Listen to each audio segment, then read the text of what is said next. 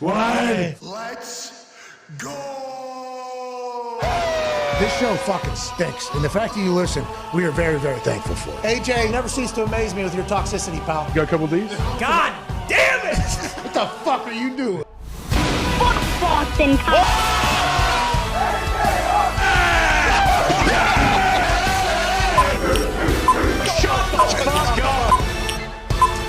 Hello, beautiful people.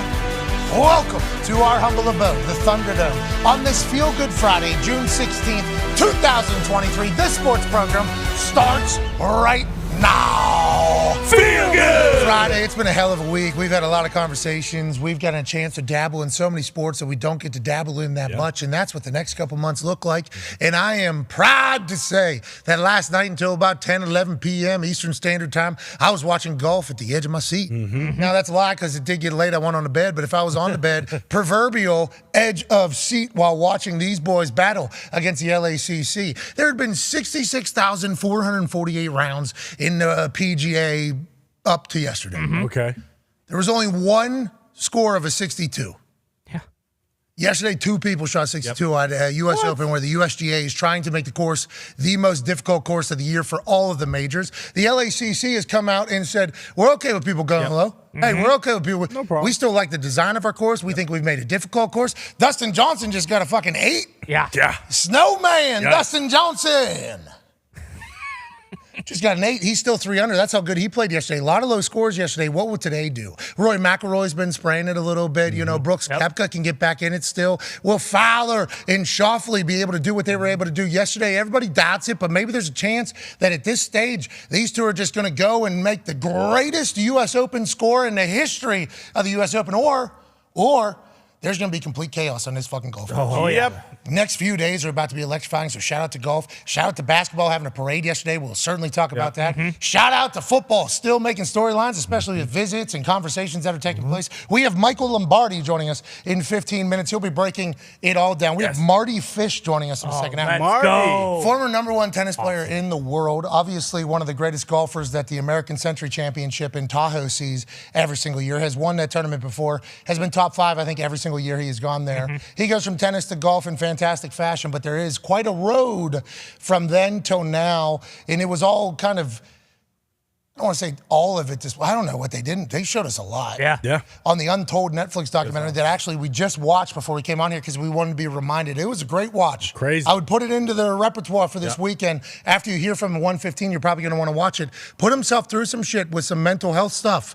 Like very, very, very, very, very heavy. Had to withdraw from a match with Roger Federer that was being like highly publicized because in the car ride to the arena to play in the game, he was saying such terrible things about himself mentally. He had a full mental breakdown pretty much. Had to withdraw from it. It was obviously massive news. He's been through it all seemingly mentally. And on the other side of it, he's become this stupendous golfer. So good. And golf is a sport that you can certainly get in your own head. Oh, yeah. So I would like to know how the hell he was able to do from that style where he was mentally breaking down because of all the terrible things that could go wrong and he was only thinking about that and how he didn't deserve it and earn it and everything like that, to a guy who's able to stand over a ball that's this fucking big with a sweet spots that's this big and absolutely murder it. He is a great golfer. That should be an inspirational conversation. For Absolutely. sure. But talking about the golf with the U.S. Open with him will also be fun because this guy's a real player. Oh, yeah. You know, since I got invited to the American Century Championship last year and I was doing the road to Tahoe, he quotes me to one of the videos and said, like, come get it, bitch. Whoa, Marty. Yeah, so I really respect this guy. It's going to be the first time I get to talk to him. I can't wait for it. And then, you know, Marty, okay? Yeah, right. They would have to. Marty Fish in the second hour. Third hour, McGee.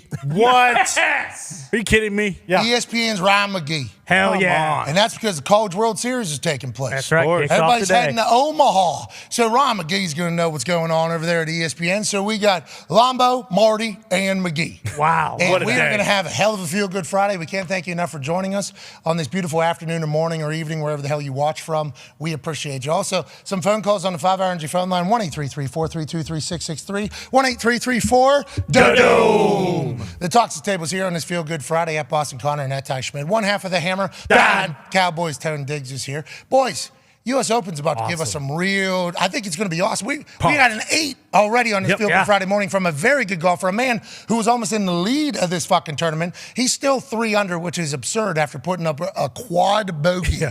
They said it was almost hard for the professional golf announcers to say it. I've never seen it live. What was the score? That's a What's quad bogey? What's that mean? A quadruple bogey? Oh. What are we at, a charity? Don't get that. Is this amateur? What is this? No, it's Dustin Johnson. And that's what the USGA loves to see, seemingly. But these players love this course, it sounds like. Yeah, so, I mean, yesterday was awesome because you had Schauffele and Fowler and Scotty during the day, and they were playing well. And then at night you had DJ and Rory came on and Wyndham Clark, and that was awesome to watch. And I think it was Emiliano Grillo who won in a playoff, what was it, like 3-4 weeks ago? He tweeted out last night, like, this is, and a lot of players are saying this is a perfect setup because if you're hitting well and you're playing well, you could score well and hit birdies. If you're not playing well, if you're a little bit off, you're in the rough, you're hitting bogeys. And I think quad. Yeah, a lot of them. You could quad. I think that's, I mean, as a fan, is it cool to see professionals struggle? Sure, but do I want the winning score to be -2? I don't know. Like, I kind of like how it is right now. Yeah, we don't mind success. Yeah, exactly. You know, so a good amount of success is good. Like, a lot of putts were falling yesterday. Seemed like the holes were getting bigger for guys yesterday, and the greens are impossible, but I think they're very consistent. So with how pinpoint these dudes are with their putters, there's a chance that we see some real magic out of the putters coming up this weekend as they learn more and more. But I think what we're going to see is as guys get a little bit more tired, get a little bit more worn down. Not that these guys aren't in phenomenal shape. They are. Rory McIlroy's 5'4", completely ripped and drives the ball 351 yards. I don't know. He's how rolling a 50-footer. Boom. So I think with how hard the greens are, they're all incredibly hard. So how consistent they are. The boys have kind of got it locked in. When I play at Tahoe and they have it set up like in a PGA green, I don't think it's USGA greens, but it's like PGA greens or whatever. Does that mean they're live greens now too? Whoa. Oh. I don't know, that's one other question. We'll find out. But it's scary. Standing over the ball on the green is a very scary thing because there's a chance if you just accidentally just hit it a little bit too much or too fat, it's going to roll off the fucking green actually into a sand trap. Like, that is going to happen. You golf at like some of these, other courses out and about that you get to get on because you don't make plans to golf. You just show up hoping that there's a space for you to golf. And then normally it's backed up or whatever. And with the amount of people that are playing on that course, the greens get pretty beat up. It's hard to keep it up to what it is. So you got bumps in one hole, it's one way. The next hole, it's another way. These ones are all impossible and they're all the exact same. So you get scared to death. You don't know how to read it power-wise, but with how good they are able to fucking figure it out seemingly. And there's some names that I'm excited to watch. This Sam Bennett guy, the kid out of Texas A&M at the Masters who put on a hell of a performance while sleeping up in the in a little like a double-sized bed up in the attic of Augusta National. That happened, I guess. He puts on a performance. He goes back the next day. They all see the airport video of him coming back home. Our hero golfer has returned, and there's a big. He had to do like the Texas A&M Nationals, I believe, right after that. So he goes from playing Augusta National and the Masters against the pros and doing very well. Couldn't even imagine how much pressure and anything, just how exhausted probably mentally, physically the whole thing is. Then he goes to the National. Guy finishes top 5, I guess, or number 1, I think. He becomes a pro that next week. Comes in 63rd. Then he came in 20th at the Open in Canada. Now he's like top 10 or whatever. This dude's a player. Dog. What if he's the next one? Could be. We have no idea if this guy's the next one. Had no idea he existed. We need to pay attention to college golf a little bit more, get some scouting. But it feels like we got some young fucking talent that are going to be able to carry for a couple generations. And like the live part of it, you mentioned with the live greens possibly. And DJ did just get a quad bogey, but having those guys in it, I think makes it much better too. Because eventually, if they are still around each other towards the top, they're going to be, playing together. But with all the playoffs we've watched lately, last night almost was a little taste of the playoffs, and maybe that was because it was a primetime golf, and that really doesn't happen that often. But while I was watching it, you mentioned standing over a putt. It's like they're standing over a putt at a major event on the world's toughest course, and there are so many people watching, even more so. 60 feet that guy yesterday. Yeah, absurd. I don't know how these guys do it. In a major. The hole is this big. Yeah. The hole is, and even whenever they're showing it, there's so much green. Like so much green. Like whenever like I hit a shank and I kick a ball out of bounds, out of bounds or something like that, I can't. It's terrible because the other team gets the ball at like the 40 or whatever it is. That's worst case scenario if you're kicking a football. You kick the ball out of bounds, and then you just start like overanalyzing it, and you're like, look at how much space the ball could have went. Like I could have fucked up for 53 and a third. Like that is so many fucking yards with how big it is to really do that. What a real.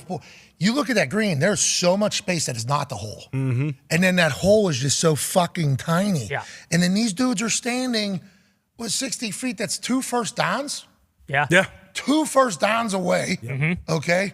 6 basketball hoops long. And they're rolling this fucking thing on glass. And then it's going like center. I'm like, these dudes are wizards with this thing. And it feels like more and more guys have that. It feels like back in the day, it used to be like, oh, this guy's a really good putter. This guy's a really good putter. Now it's like Calm Smith out of Australia. He's a really good putter, right? Of course, He always gets it close. I don't think I've ever seen him do that. But then other guys just get over there and they're knocking down like 70-footers to fucking win a title like a week ago. Golf has been fantastic. It has been fascinating. And I appreciate the primetime golf to your point. They had Phil Mickelson on a lot. You're talking about the live guys? Yes. Dustin Johnson, Brooks Koepka, Phil Mickelson, obviously all live guys. Phil Mickelson rocking the live logos. You know, I think Which he's getting sued for. DJ's currently. for the high flyers. Yeah.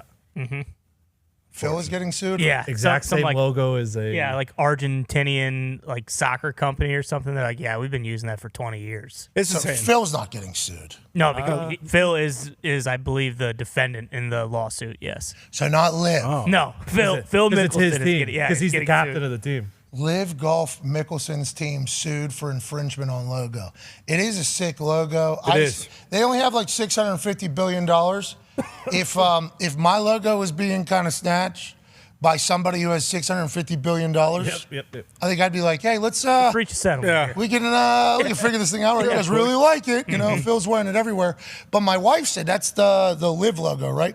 And I'm like, whoa, hold on. Is this just becoming like natural, conversation about what golf is? Now, granted, my wife has to, listen to me talk and watch what I talk. And I think she pays attention to most of these shows. So she's dialed in, but she's not like the biggest golf fan. Like when I'm watching golf, she's not necessarily pumped. Sure. That is not something that she absolutely loves. But she said, like, hey, that's the Live thing.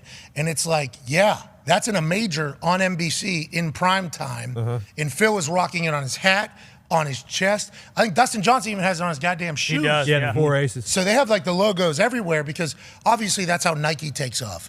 When Tiger Woods goes on that run and then the red Nike shirts sell out like boom. Oh, yeah. And Nike golf goes forever. There's some stuff that you put on those golfers because that's an ISO, however many millions of people are watching. And then you do something good, clipped, send out however many million views it gets. It is great marketing. There are NASCARs out there that can really have influence. In the Live logos being in all these things, I think it's going to expedite the whole process of getting to know the Live shit a little bit more. I don't know what the end game is for the Live and the PGA thing merger, but it feels like them working together at all. Live people are like, yeah, we're working together. PGA people are like, no. But the crowd, we all heard, hey, merger, you sold out. One So thing. we all just kind of piece them together. I think ultimately Live is going to be the biggest beneficiary of this entire thing. And I would assume their events are going to get a TV deal quick. And I assume they're going to get heightened. Oh, yeah. And the prize pools are only going to get bigger. I think it's only a matter of time for that all starts cooking. Speaking Which of is good for us is, I think, more golf content, the better. 100%. Speaking of logos, I didn't realize it, I don't think, until the Masters. Brooks doesn't have any Live logos on there, and it's because he's a Nike athlete, and when you're Nike, you can only have the Nike swoosh on you. I was wondering how Live felt about that as their number one golfer right now who's out there. So he competing. negotiated that going in. Had to have, right? Yeah, so that was the last Masters. It kind of came out that he negotiated that going in. And Dustin Johnson has a tailor-made hat on. Yep. So I don't know if he negotiated hat, which I assume they have. I would assume that there is a price card. Yeah, clause. No. Well, yes, certainly that, but a price card for how much this costs on every golfer. Yeah. How much the bottom of the bill costs, how much just a little thing on the collar costs, chest, how much does that cost? On Side of the hat. What do you think is the most expensive part? Probably chest and hat. Yeah. I'd Yeah, assume gotta Is that be. more in videos like with the swing? I'd assume this one right here, this combo, Yep, for sure. this combo right Gotta here, be. For sure. Got a lot. probably a pretty good amount. I of didn't even money. realize. I don't know how I didn't realize, but until that happened, that when you look at all the Nike golfers, they only have Nike on them. Oh, They yeah, don't very have, clean. They don't have KPMG. They don't have they only have Nike. That's like Sam Bennett. I was trying to look at what all his was. His hat is a company. I had never heard of a company, but shout out to them getting in there. And my immediate thought was like, we should put a little thing. Yeah, we should get something. Yeah, Suncast. I don't know what it is. They're handling business though. Then Veritex Bank. Then some clothing line, I'd assume, that has the surfboard there. And then what's the Fleet one over there? And then Ping's involved. Good for Sam. Good business, buddy. Yeah, smart. Good luck out there. Well, Suncast right there, prime position. I mean, raise the bar for outdoor entertaining. It worked, by the way, Suncast. Look, give them more money. Here we are. Give them more money. We saw it. We're looking at your website now. Sweet That's bar. good business. Let's keep paying that kid. That is a sweet bar, too. They got some good products. Yeah, I fucking need to use Holy Suncast, shit. maybe. I mean, what do we? Hey, shout out. This kid, Sam Bennett, never misses. Yeah. Nope. This guy He brought knows. great He product. knows. Look what he just brought into our lives. Just an absolutely incredible thing. Anyways, good business. We just did it. Yeah. So give the kid more money. Give him Exactly. all the money. Go ahead, Connor. Well, Nike too. I don't know if they're the first, brand to do this, but having the logo on the back, because the camera is usually following guys walking up to 18 or 17 or whatever it is. Because I think Brooks during the Masters was the first time I've ever seen it, just because it was so prominent there. Because no one else has stuff on the back of their collared shirts except for Nike, it feels like. Yeah, you're trying to get like an exclusivity deal, I assume, with everybody. The reason why Sam has 10 of them and others do not is because it's like we're earning it. We're doing ad reads still. Yeah, exactly. We got promo links and codes that are being tracked on how much they make, the beginning of the old podcast business, because that is literally how it is. Use our link right now, and then that link is actually like going to decide whether or not this company wants to stick around. Continue Goes in. to invest, yeah. That's a real thing. For this one, Suncast, it just worked, right? Yeah, That's right. Get the whole kit. The whole backyard get one. entertainment set. No, not only that, but get the whole kit. Put the fucking backdoor entertainment just right here on his chest. You know what I mean? idea. Let's do a little bit more money. You got the hat already. Go ahead and put on the sleeve. Just put an entire gazebo. Put an entire gazebo. Imagine if his golf bag's just a bar now. Come on, get in Yes. there. Let's do it. Let's I mean, get his this whole kid some back. more money, bro. He finished his top 10 this week, too. 2 majors. I have a feeling we might be seeing, Nike or Under Armour. No, Suncast is going to come. Well, they better, because Day one. they're going to have to pay up. Dude, the shirt, Suncast, okay, so you tuck in, Yeah. put the thing, then just like a fence all the way around. Yeah. Coming off the thing. You know Full what I mean? patio, center of the back maybe, with people, having a good time at the bar. Yeah, and then the vibes, like the smokes go up in the cloud. Yeah, grill Yep. on the We right might have to side. dump this. This is like $1 million idea. Yeah, Suncast, let's go, bro. What do we say? Unload the money into Sam Bennett. Don't miss this opportunity. And we need obviously we need a new outfit every fucking day. That's right. So Different let's colors. not just get lazy on the fence around here. Let's think of some more concepts as well. Different types of parties on the back. I mean, you could have a birthday party maybe for a friend of yours, or you could have, a nice little barbecue cookout like we were just mentioning. They could do anything. Yeah, and what if it's like a book club, Sure. reading in the backyard? Boom. Bingo. Little fire pit with a round thing. Yeah. A bunch of people with their sandals up on there. Books open. Who says no? Yeah. Book club by Suncast. Let's go, Suncast. Come on, Suncast. Don't let this moment pass. Speaking of letting moments pass, I do believe we are about to have a guest on that'll have a lot of information about a lot of the shit that's being talked about in the NFL at this exact moment. Yep. Obviously, big conversation pieces are D-Hop, where the hell he's going. He was in New England, clearly, obviously. That has been documented, and he has left New England without a deal. Now, reports are saying that they sat one-on-one at the end of the visit to kind of lay out how things could look, and then whenever D-Hop leaves, they're both going to assess the situation and move forward. Allegedly, this is what's being reported. Now, there was some thoughts and concerns. If he gets out of the building without a deal, that might mean that either one of them was kind of hesitant and didn't want to get it done. But Ian Rappaport told us that, that's just kind of how it goes these days. People go into the Tennessee Titans building, D-Hop, he leaves to go up to New England, completely expected. Yep. Let the guy out of the building, let him take it in, digest it a little bit, and then make the right decision for him. We'll make the right decision for us. Back in the day, it was you get the guy in the building, don't fucking let him out if you really want him. Now it's a little bit different, apparently, says Ian Rappaport. So he goes to New England, he leaves New England, just like he did with Tennessee. Where's he headed? What's he going to end up doing? Is New England the right fit for him? We do not know. How about this morning on Craig Carton Live? Yep. Craig Carton said that he has a source that has told him that Aaron Rodgers had an offer from New England, and his agent said... He said, no, we ain't playing for New England. We want to be a Jet. So this is the audio or the video? Video. We'll get a strike for this. Oh, yeah, for sure. We'll get a strike for that. Fox, Fox is actually taking our stuff, our stuff, run it on their shows, post it on YouTube, took down our shows. Yeah. Strike. That's right. With our video from their show, that they pulled numerous times. Several times. So numerous times. Like, got to the point where we're like, hey, we can't give you. You guys are trying to kill our fucking business every time you take our stuff. So, like, can't happen. So I don't think we should run it. But he said, what was his exact quote again? He said, no, we ain't playing for New England. We want to be a Jet. So. That's direct quote.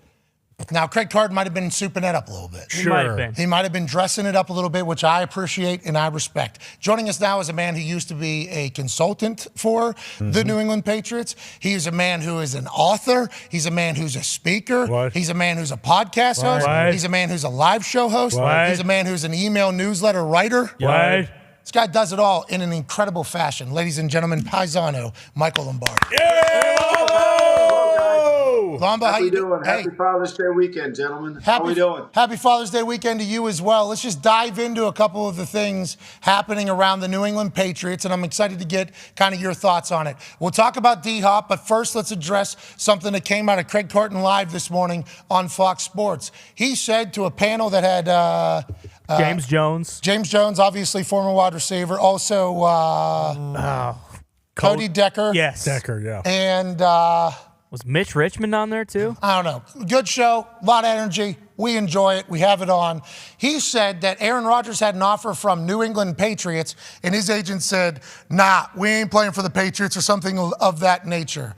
Do you think that would be an accurate depiction of what took place between New England and Aaron? Because this feels like a brand new piece of news that if Aaron did come on our show and say that my decision's been made long ago, my intentions are to play for the Jets. If he was saying that because there was potentially other places we had not heard about making offers, that would be a rather large piece of news, I think, for this whole story. Do you think New England was potentially in on Aaron? And what are your thoughts on that? I don't get the sense New England was in on Aaron. I think certainly they have great respect for Aaron, as a player. But I don't think at that point, I think New England was going through the offseason of what were they going to do with their offense? How could they make Mac Jones better and try to clear up the problems that they went through last year in terms of coordinating the offense? I think once that season ended, it became more of a scheme reality than a coaching reality.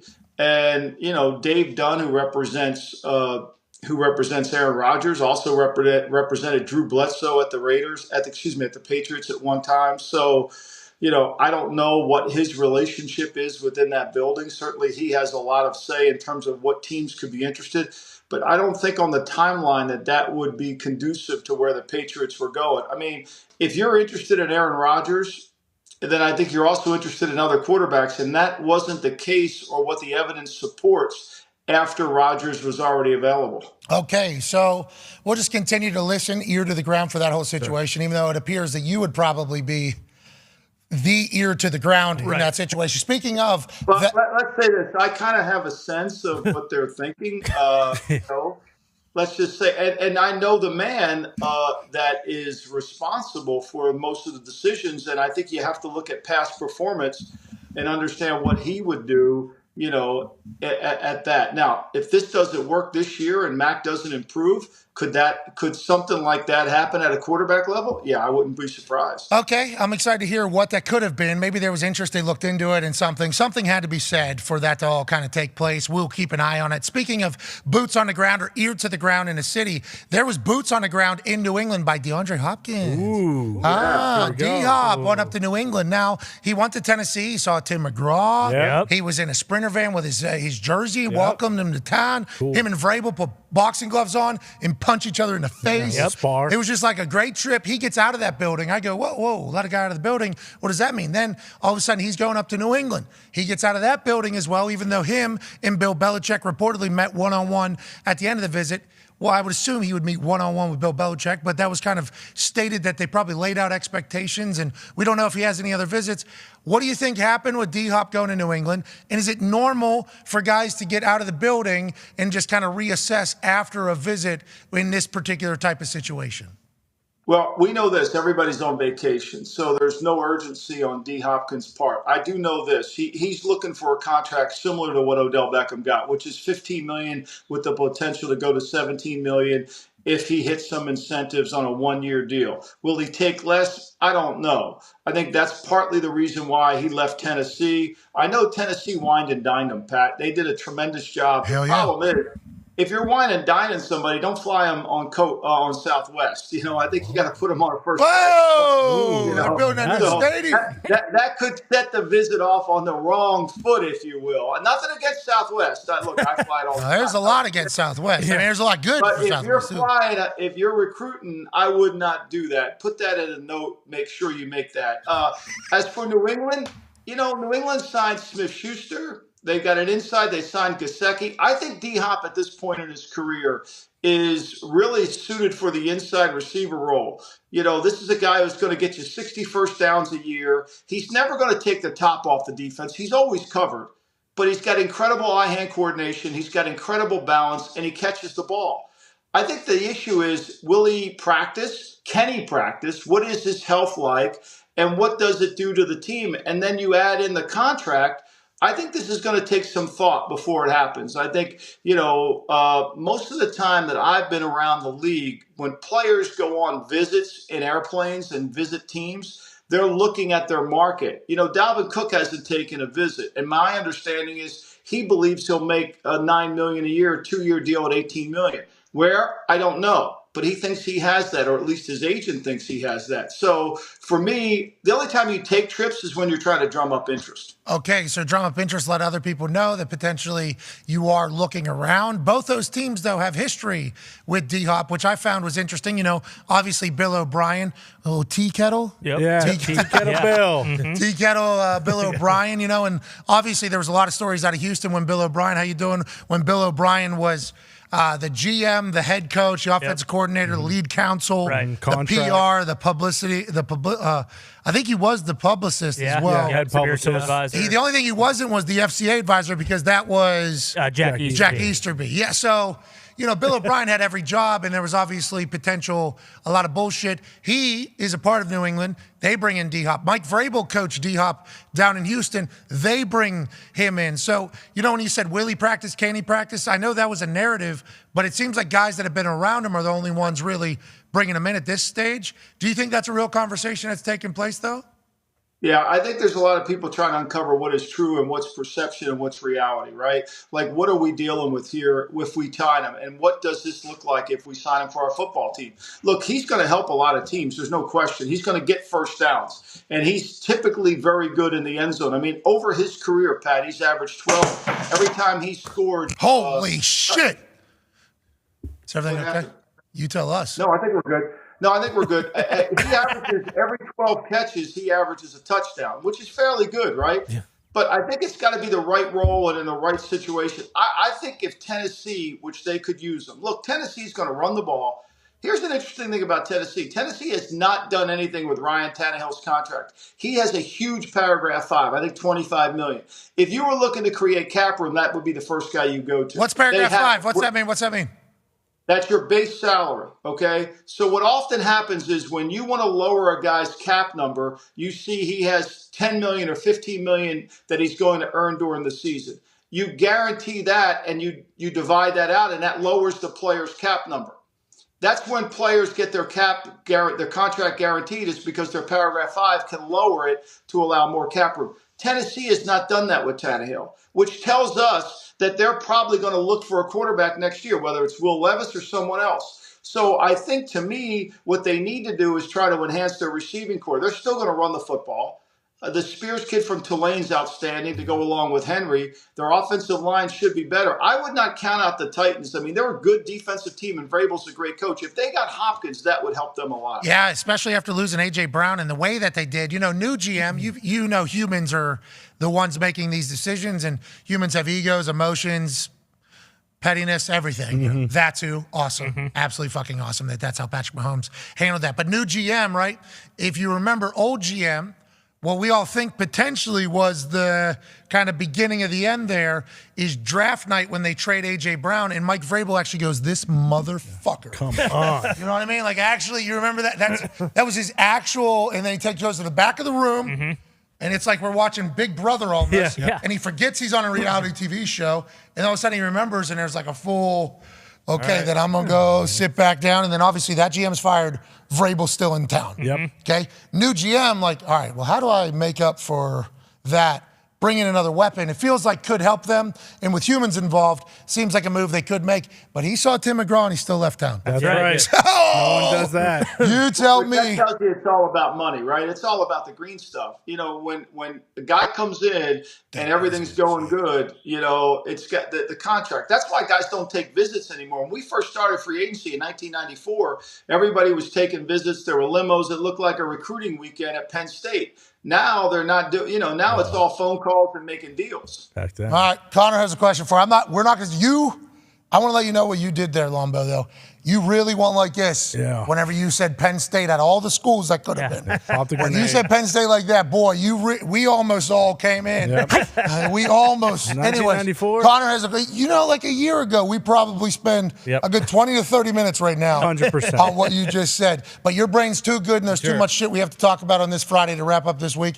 Penn State, though, was an aggressive decision. Yeah. AQ Shipley's watching right now thinking to himself, can we move on? Yeah. Can we move on, and please? Not to mention the professor that was sent into the group chat recently, but again, not the point. Oh, yeah, I completely forgot about that. Yeah, just They're happened. stacking things. Yeah, they are. So, like, you didn't even know this, but, like, Penn State is just stacking stuff for whenever you say something like that for us just to come in and be like, oh, Happy Valley. I'm sorry. I could have put another school on. I'm sorry. It's just up the top. I see the Penn State flags here in Ocean City all the time. It was on the top of my brain. Okay, yeah, how could you not? I mean, there's a lot of Penn Staters out there in Jersey, and we respect that. Yeah. Anyways, Connor has a question for you. Yeah, Lombo, you mentioned the D-Hop one-year deal similar to OBJ. Is that a selling point with Bill? Because it feels like very rarely does Bill bring in top talent and only sign him to a one-year deal. The last one I can think of was Revis in 2014. Is that something that might be the issue here and why they can't get a deal done? Because Bill wants him for multiple years? No, I think it's a lot about the relationship in terms of what it's going to look like as, how does he go to Smith-Schuster and say, hey, I paid you this, but I'm going to triple this guy's salary. I think a lot of it is within the confines of his salary cap and how that affects it. They do have a ton of money next year. They will be one of the teams in the National Football League with a lot of cap room going into the 24 season. Yeah. So they could borrow some of that cap room today and use it if they wanted to. But I think this is more about, is that worth it? The Beckham contract doesn't mean it's right. You don't have to copy that. Is that the right deal? And I think time will declare the market. And that's what usually happens is water seeks its level and the value of the player will find its level over time. And the cream rises to the top. I absolutely love that normally all of this shit is about contracts. And then a situation pops up in Western New York this week. Ty, go ahead, pal. Yeah, Lombo, we were talking all about it early in the week, the whole Stefan Diggs situation where, early it really got blown out of proportion. Oh, this is terrible. We don't know why he's here. Next day he shows up for camp, and it was kind of a non-story, no issue whatsoever. But putting your GM hat on, what do you think was at the center of this whole thing? Why do you think Diggs was so pissed off? And do you think this is something that's going to kind of bubble and fester for a while here?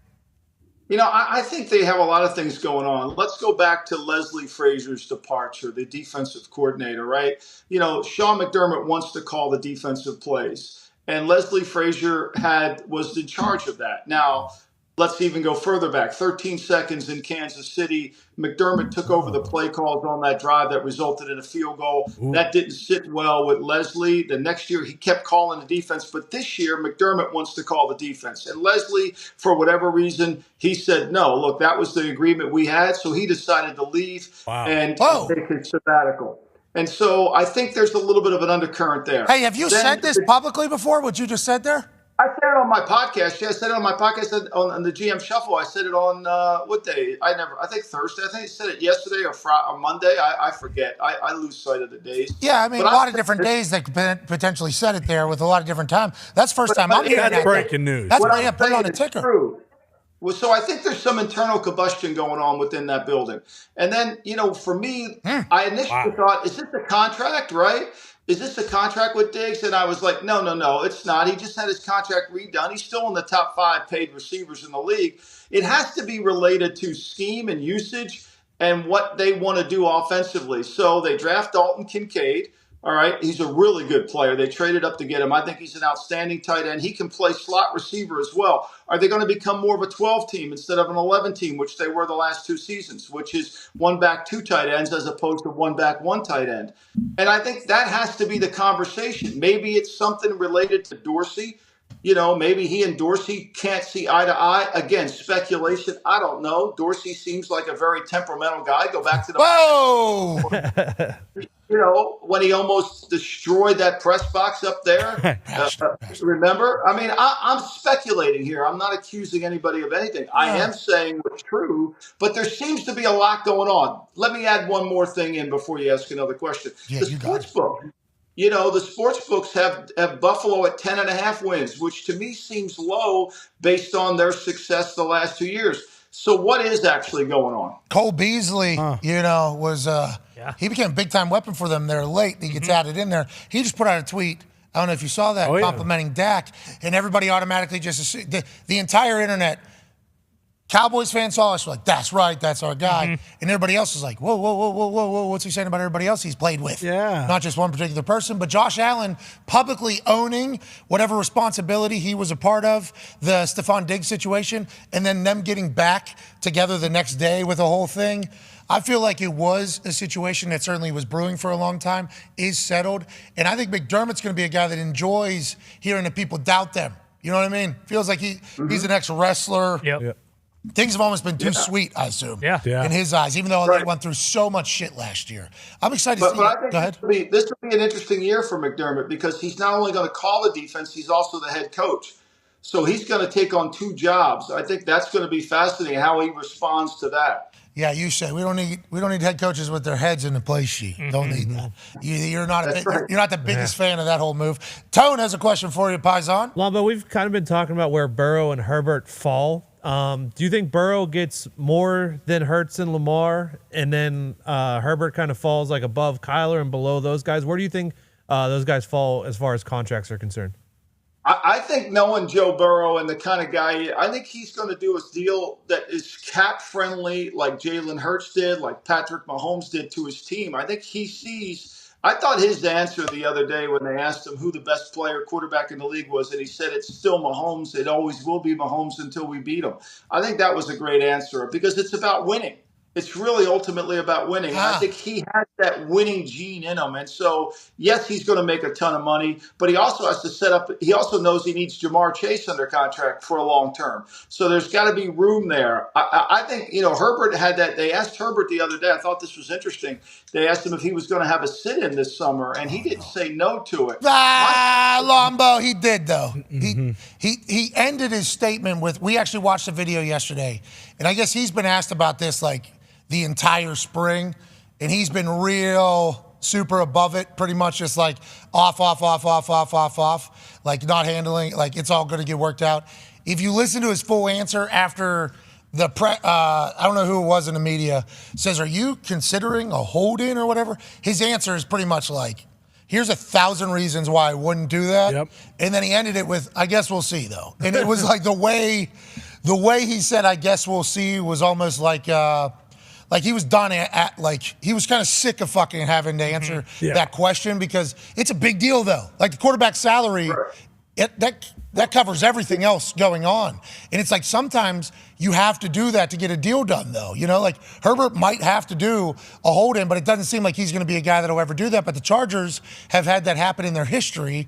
So it's interesting. It is very fucking interesting right now in the whole quarterback market because if Joey Burrow was to take a team-friendly salary cap deal and then he goes on to win, multiple Super Bowls in Cincinnati, his value for the rest of his life is going to be absurd. Huge. Tom Brady, right? He was never the highest, never ever the highest. Right. He was picked 199, so a little different starting point whenever it comes to negotiation. Mm-hmm. That kind of changes how things go, but nonetheless, career long enough contracts to kind of do it, and Bill Belichick forced him to do it. Tom Brady accepted it, good teammate, but he's now an owner of the fucking Raiders. Everything he does is going to be worth so much money because he won. So it's almost like a zoomed in, we can get this amount of money right now, or zoom out a little bit, we can fucking win and be billionaires probably in the end.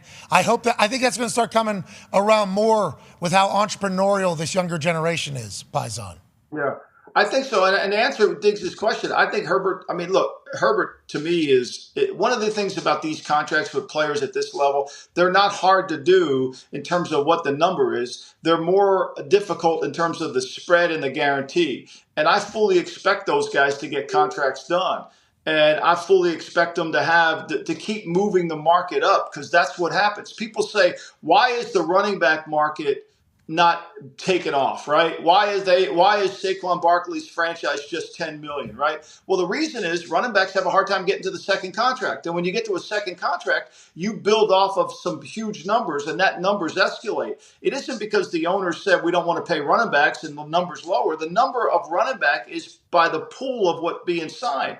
And running backs typically don't get to second contracts or big second contracts. So to me, this number at quarterback will continue to go up because these guys are going to get second and third contracts. Yeah, and they got massive amounts of money. Let's talk about the running backs, because the other day, Jonathan Taylor had to talk about the situation that he's kind of staring down, which is a contract extension or a new contract. And he's watching what's taking place with Saquon, who's obviously not happy. They have until July 17th. And watching what happened with Dalvin Cook, who's still a free agent, who you think his agent at least thinks they got a deal done. That's why they're not kind of drumming up interest with taking any visits. They have a team or numerous teams that are interested in how that whole thing's going to go. You got Zeke out there as well, and people are saying Zeke is no longer a good football player. Okay, whatever the case is. Now we got J.K. Dobbins talking out of Baltimore. I think he has a deal with a local news station in Baltimore where he probably does a weekly segment and some other stuff. So he did this interview with this local news, and this was his answer about his kind of contract situation and where it stands with Baltimore Ravens right now.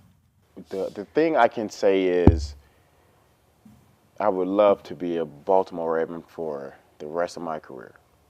I would love to, because I love the city. I love the people. It feels like family here. Like, it feels like home here, my second home, you know, and I hope that happens. I hope that happens. You're a football player. Here we go. But you have wide-ranging interests and abilities. And in many ways, you have to be a businessman. Mm-hmm. Do you like the business side of what you do, or is it hard? The business side is very hard. It's very different. It's different. But it's part of it. It's part of the dream, and it's something that I'm blessed with, to deal with the business side of that. You know, you saw with Lamar, it's never just roses and daisies. It can be hard at times, you know, and it's business though. So it's part of the dream though. Yeah. It's interesting because I don't have to deal with this. I get to deal with this. I very much understand that. And it does appear as if he has a great relationship with not only CBS News Baltimore there, but the city of Baltimore. Mm-hmm. And when he's healthy, he is an absolute guy. But now every running back in the league watching this all happen is staring down an inevitable potential disappointment when they're a free agent no matter what happens. Do you think that changes? Do you think there's like a cyclicality? Is there a cyclicality to this, Nice. you think, in how this is all treated? Paisan? No, I think it's a lot of economics, right? Supply and demand. There's a lot of good backs, right? So let's go through it. You know, McCaffrey got his big deal, and he's a weapon. You know, catches the ball in the backfield. He's got an average per passing attempt. And Zeke got his big contract, and they never maximized his ability in the passing game. Kamara's at $11 million. Aaron Jones took a pay cut to go to $11 million to stay with the Packers. So, you know, and Saquon's at 10. And then we see that this year, Miles Sanders is a free agent, made a little over 6. Same thing with David Montgomery. That's kind of the market. And when there's so many backs in the marketplace, you know, it's hard for the number to drive up because the team will say, okay, we would love to have player Y, but player Z is similar, maybe less. I think what fans don't often do is they see the player and they don't see the cap number next to the player or the cash number next to the player. They only see the player. And teams look at those two and they quantify both as it compares to another player. And I think that running back market, because of all the backs in the league and in college and all this, I think it's going to it's a saturation point. There's too many. It's supply and demand. Is Barkley a great player? No question. Barkley averaged under 7 yards a catch last year. Did he carry the Giants offense? He even said so. I mean, without being disrespectful to Daniel Jones, he said that. But we know this about running backs. It's hard to because of the propensity to miss games or get hurt, why this market isn't going up. So, it is the business. The business is do what's right for the team.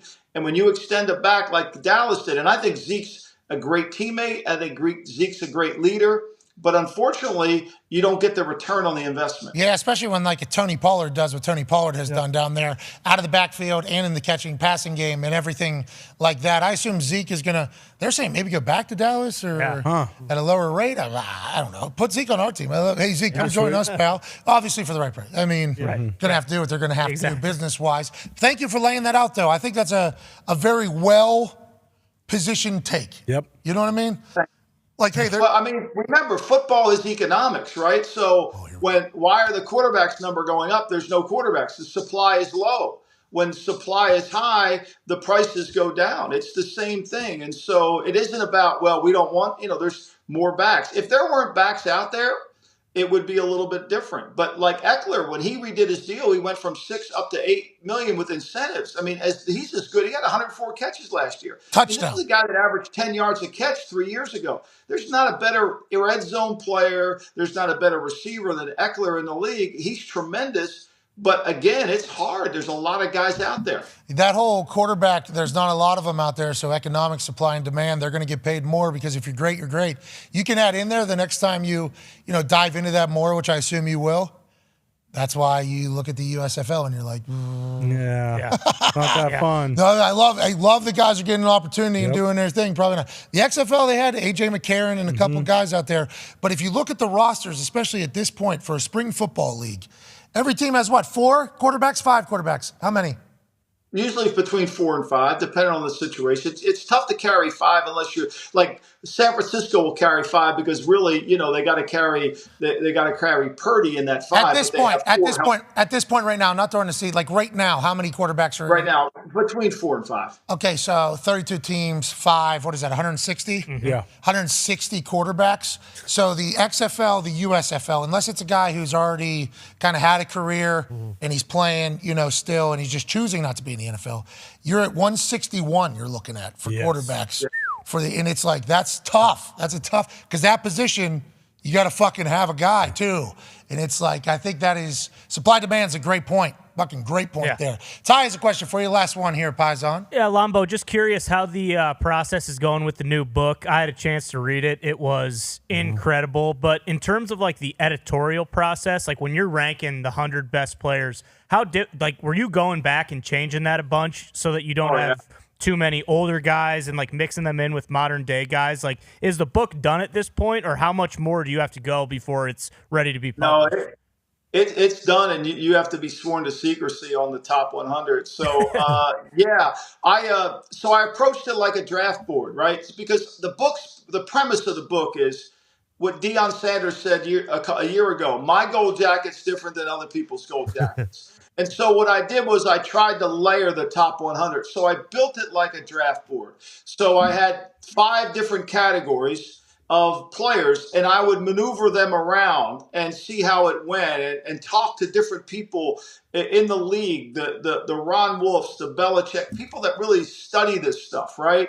And I would move people around, and I probably made mistakes as I go forward. I'll see. I know Ron and I talked about one that he thought I should have had in there that I didn't. But then I watched tape on all the players because you can go to YouTube and watch them all. And I kind of made up my own mind, but I treated it like I was building a draft board. Okay. I can't wait to I read a blot. Here we go. I don't want to break any news, but Paisano did send it over to us potentially beforehand. You're right. And felt honored. Want to let you know that we appreciate the hell out of that. How do you have the time? How do you have the fucking time? I made a draft board. Like that's people's full-time jobs. Yes, he's doing it throughout the whole fucking football or whatever. So how do you have the time? Well, it was the only way to really get him into categories, Pat. So, and that's my upbringing because what I think you have to understand is so what I try to do is make it there. In every draft board, there's 2 boards. There's the horizontal board, which is the players. All the players at their position, and then there's the vertical board stacking the best receiver to the top bottom one. So you got to kind of marry both of them. And that's what I tried to do. And that's why I kept playing around. My Excel spreadsheet kept moving around, and I had to keep it dated. Well, that X and Y axis, you know what I mean? Right. Mm-hmm. We're trying to go up and to the right, but you can't always do that. Got to have a little synergy down there. You're the man. Ladies and gentlemen, the former GM, What? current author, What? current podcast host, What? current live show host, What? current newsletter author, What? current consultant, What? current speaker, What? grandpa, What? dad. Yeah, that's What? the best title right there. Happy Father's Day. We appreciate you, ladies and Thank gentlemen. you, Michael Lombardi. Patrick. Thank you. Thank you, guys. Thank you, Lombo. Fuck off, Lombo. What a legend. Yeah, he's that guy's the best. Supply and demand is just simple. Yeah, you can just get 3 running backs to do a job of 1 and we just pay them half the money. So you start doing the math. I don't know what you want us to do. We're in a salary cap thing. We can't just spend all the money. We love them. We want to. But also, 2 of these, an eighth of the price, 1 of those. What do you want from us? Yep. Oh, and then you did the math on the XFL. That's tough. That's a tough number. Yeah, and it's real. Yeah, and there's 2 of them. That's the biggest problem. So there's 2 spring leagues. Correct. One has The Rock. I assume that one's going to do well. The other one probably not. That one has somebody. That one has. Sure. Who? Well, that's right. Todd I mean, Haley- in the pecking order, the Haley. XFL is next, and then they have what 12 teams. So there's 24 more. So it's not even It's 184, 185. exactly. Oh, my God. It's going to be tough. Right. Love football, though. Yep. They should almost get, like, a couple retired guys That's not a bad idea. who just play for, Let's put it this way. like, both. Like, All-time quarterback. Yeah, for both of them. yeah. They should also pay free agents $50 million. Like if they. Well, really, that is an angle. Yeah. You know, I think that would be that'd be the PIF. If the PIF was to get involved in football, Bingo. that would be what they would do. I don't know if that would ever work though, with how established the NFL is. Let No alone- chance. PJ obviously very established, but they had some weaknesses that they knew that they could attack, and obviously able to take them into deep water and litigation. They weren't going to be able to survive. Yeah. which seems to be a move. What a move there! Just a full on takeover. bingo. Yeah. Succession. Let's see how long they can swim. Yeah. That's what the USFL did the first time around, way back in the day when they first started. I don't know if it was the 80s or 90s, when I think it was it? Yeah, Yeah. Bo Jackson. Was it Steve Young. Steve Young. I think Elway flirted with it. They were going to take massive paychecks from that league, but ultimately. So what they should do now, because you're probably not going to be able to do that, you just get a couple older quarterbacks, let them do the roids and stuff, Yep. and then they'll just play for different teams. Maybe it's a whole. Here's the quarterback that's playing for this team. Oh. Here's quarterbacks playing for this team this week. Like a Go lottery. ahead. That'd be sweet. Yeah. Tell Make me it Jake random. Delhomme wouldn't lace him up, go out there and play all day. Clipboard Jesus. Charlie Whitehorse. Yeah. Yeah. Get him in Oh the my fucking God. Orlovsky. game. Boom. See, let them take roids too, so their knees, can hold up for at least a quarter. Right. You can do that for all positions. You can do Nah, all they're gonna wide have to get receiver. sacked. I guess you're gonna have to get rid of D lines too. This is gonna have to be 7-on-7. Okay, let's do it. Wow, then offensive linemen aren't getting shots. Oh, that's Yeah, but that's what number. we don't want to on be a that? part of something, an idea that just kills offensive linemen. Yeah. I agree. We like the trenches. But the You're right. scale, right? If we're still looking at the scale of quarterbacks, whether it's 140 to 180, what's the scale for, offensive linemen that are playing? Sure. Well, yeah. You know what I mean? Yeah. So I don't know if you're going to get old Charlie Whitehurst wanting to stand behind some of those guys. Yeah. Probably not. Let's go to the phones. Anyways, thank you to Lombo. 5-hour energy phone line, obviously 1-833-432-3663. 1-833-4-DODO. We've had some good callers. Yeah, we have. Taken a lot lately. Let's go to Andrew in Nashville. What's going on, Andrew? Hey, what's up, boys? Hey, How what's you going doing? on, bub? Hey, keep it moving, Andrew. What do you want to talk about down there in Nashville? Hey, so I got 3 things for you. The third thing is my question. Lifelong Titans fan, and I want to say Lombo's slander of Southwest is downright un-American. Okay? Wow. Oh, man. Downright All right. un-American. All right. Southwest Love that. Okay, love that. He did kind of take a shot at you guys, saying you guys are pretty cheap, pretty A prop. little bit. Yep. But you didn't deserve that. I don't think you All deserve right. that. That's some shots, okay. And then the second thing, Kinda. Conman yesterday made a good point about D-Hop's familiarity with the Patriots offense through Bill O'Brien. But also keep in mind the Titans' offensive coordinator now is Tim Kelly, who used to be offensive coordinator with the Texans, so there's some familiarity there too. Boom. Nice. Let's see. Never gets said, huh? That never gets said. What's that all No one about? brings up Jim Kelly. What's that all about, Andrew? And then the third one's your question, I do believe. 2 very good points. Obviously, let's start doing more of these. Yeah. Yeah, and So yesterday I turned 22, and I'm thinking about our 22 down here in Tennessee. Do you think the current running back situation, like your pal Aaron Rodgers there, I didn't know we had the same do you think birthday. the current running back situation makes it more likely that Derek retires the Titan or is traded to another team? Yeah. Thank you, boys. Happy Feel Good Friday. Hey, thank you. Hell Happy yeah. birthday, buddy. Happy birthday. Did you hear Joe Burrow say, I don't really know any of her songs, but I've heard the tour's a good time. Yeah, might show up. Maybe I'll go. Could be fun. Everybody else in the NFL. I'm feeling 22. That's a good one. Yeah. Lions were there last night. Fun. Yeah. Aiden Hutchinson was there having the time of his life. Yeah, he was. Everybody seems to be in there. Yeah. He needs Obviously, binoculars. Can't help but respect. Yeah, he was pretty far away. Can't help but respect Taylor Swift and everything she's about. I never got into her music. I don't think I was supposed to ever get into her music. Sure. But there was a lot of guys in the NFL that were like super into her music. That was kind of surprise to me as somebody who potentially was in the league for a little bit, just riding coattails. I'm not supposed to be there. I understand that. And then now that we cover the league, I did not expect as many Taylor Swift fans to be in the NFL as there was. Seemingly every single locker room was filled with Swifties. And I was like, damn, Taylor Swift is fucking killing it. Congrats to her. Cracking into an NFL locker room in the way that she has, not easy at all. And then Joe Burrow goes, I don't really know any of her songs, but a big fan, obviously. Yeah, she's massive awesome. Work ethic and respect for that. And I'm like, Joe Burrow seems to just keep being like this super old school guy. Yep. You know what I mean? Oh, yeah. Just super old school. An Ohio fuck, seemingly. Through and through. Yeah. Quarterbacking the Cincinnati. Like, this is, when we look back on this, like 30 years from now, look back on it, we're going to be like, the marriage between a team, a city, and a player almost feels fucking perfect. Yeah. With Joe Burrow and the Cincinnati Bengals. That's why I think we all just assume they're going to win one. Yeah, exactly. Everything works too well. They're going to win one at some point. Joe has his mind on it. Speaking of winning one, the Chiefs have won another one, and they got their rings last night. Yes, Let's they take a did. break. We'll break those shiny things down Hell yeah. on the other side. We'll celebrate Patty Mahomes and Travis Kelce and the boys celebrating in a big way Pat last who? night. Huh. That's who. Bitch. Sorry, he did this. Yeah. I respect that. So, Who's calling? Me, bitch. ring, ring. That's what Patrick Mahomes said. Yeah, that was awesome. Jamar Chase said, Pat who? You're talking about Joey Burr? Come on. And then Patrick Mahomes. That's who, bitch. You talking about me? Because when you're talking about me, we're talking about these things right here. Yeah, but I'm offending Joe. Right here. The offseason script is pretty cool. I'm who, better. bitch. I am who. Come on. I am what. I am where. I am how. I'm all of them. Patrick Mahomes said. Yep. Pretty sweet. Shout out. He's right. Certainly is. 100% right. He certainly is. Hard to argue that. It's amazing because he's out there with Luke Combs, shotgunning beers, having a good time. He has remained a human here, Yeah. right? Oh, yeah. As the pressure, expectations, eyeballs, successes, money, everything's going like this. He's just maintained being a human, seemingly. Yeah, same person. Fucking keep going. We need you, Pat. Yeah. Great for the league. Great for the league. Great for the league, man. Sports needs you. Yeah. Not just, you know what I mean? We're looking at Joker, and everybody loves Joker because he's like, I know I say I don't want to stay on parade.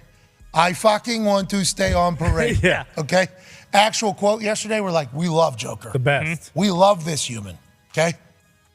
Patrick Mahomes, seemingly humble superstar. Then we watch that quarterback thing, and he's in Max Crosby's face. I'm here all fucking day. Yeah. Love everything about it. That's So incredible. sweet. Joey Burrow, same exact way it feels like. Yes. We are in good hands. Yeah. Great hands. Yes, we are. Let's go, dude. Across That's the not even board. talking about, the Jalen Hurts, Hurts. Lamar. Yeah, Yep. Lamar. Justin Herbert. Herbert. Oh, my God, dude. We're Justin set. Fields. Let's go, huh? It's unbelievable. Justin Fields, does he have a weapon out there, though? I Oh, don't know. yeah. And they're Josh all, Allen? They're all in the Josh East. Josh Allen. Yeah. They're all in Wow, the AFC. dude. Can't pick it. They are all in. All Trevor of Lawrence. them are in one Jordan Love. conference. Anthony Richardson, let's get to a break. Mac Jones, sure. All right, be a friend, tell a friend something nice. Take 5. 5.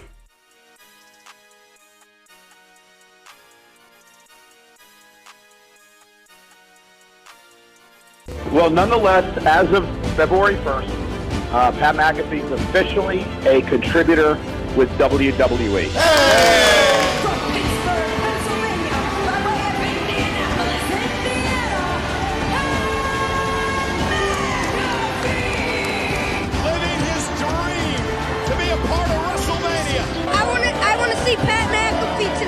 I've been preparing for this my entire life. McAfee wins! McAfee wins! Pat McAfee has done it again! It's time to toast the boys and toast the brand. McAfee's wanted to drink beer with Stone Cold forever. Stunner! Stunner! There was a point in my life, all I could think about doing was professional wrestling. McAfee closing in on another WrestleMania victory. First, we're going to have to get the okays, obviously. And we did from people high up. They were the only people that knew for a while. There was like 3 people that knew in the whole world that was going to potentially be a situation for a little bit. City of Stars, Boston Connors here. We will be there tonight. Nobody's supposed to know we're here. It's going to be tough. And if you're a man that's only known for wearing tank tops, you kind of got to cover it up.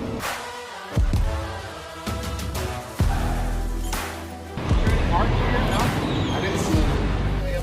Yes, sir. He's hanging in the back.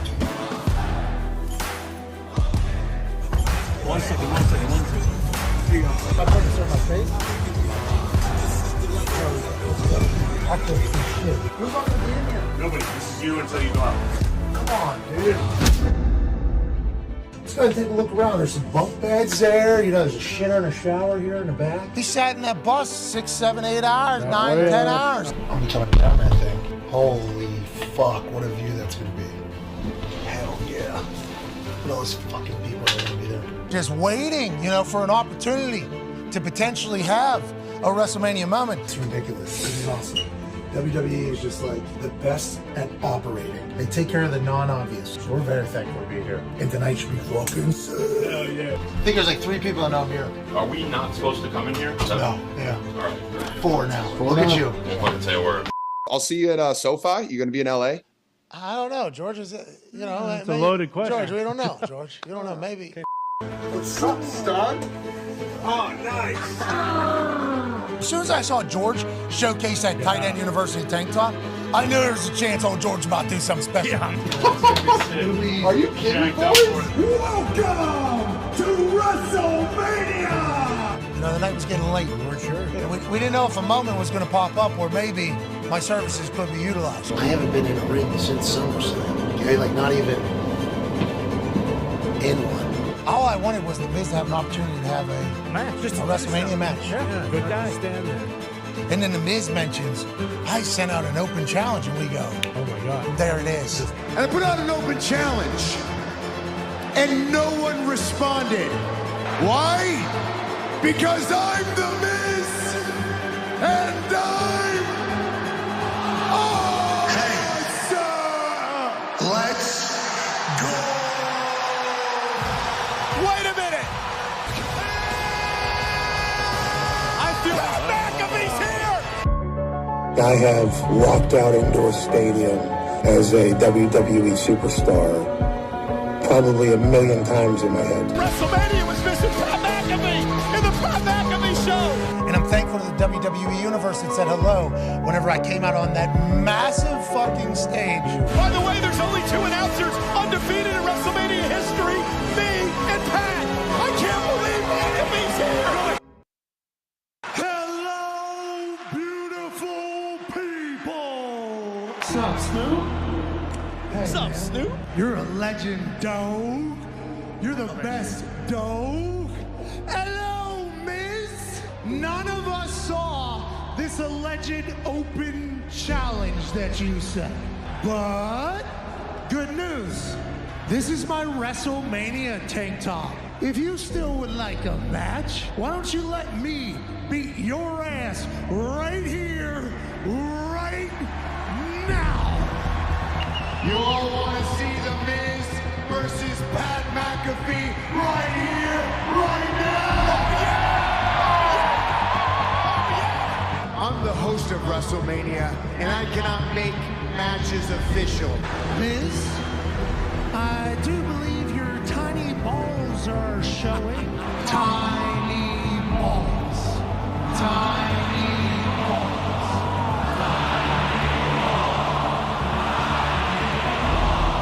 Baby meat as well.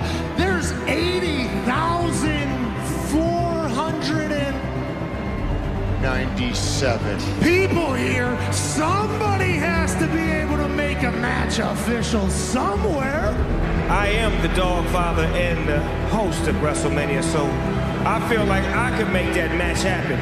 Right now, we got a ref, we got you, Let's get cracking. I'm out. Let's go.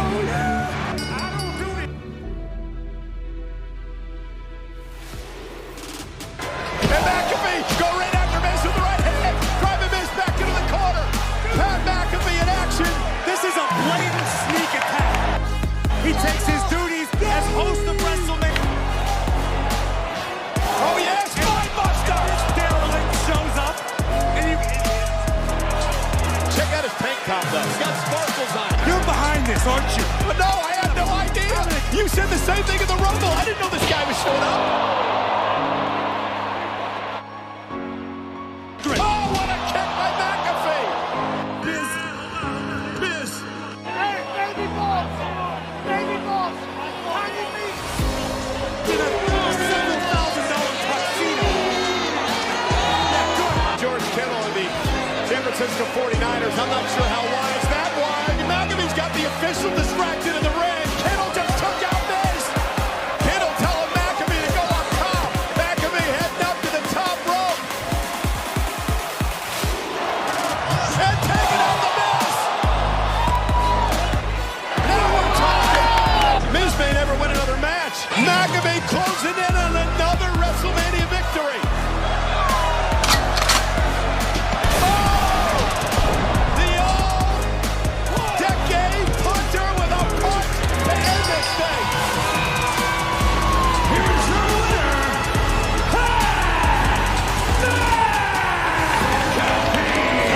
Pat McAfee, a surprise here tonight at WrestleMania Goes Hollywood.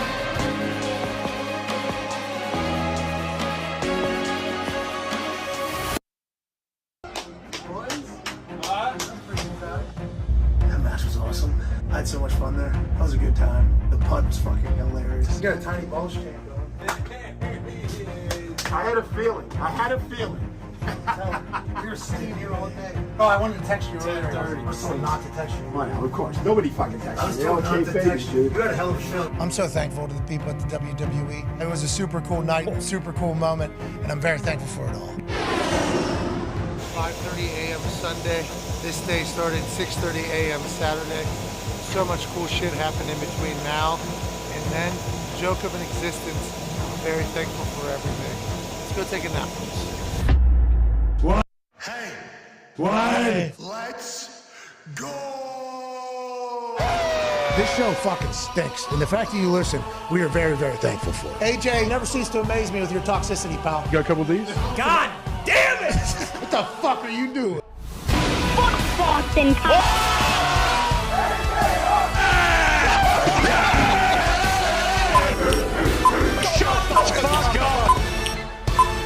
Hello, beautiful people.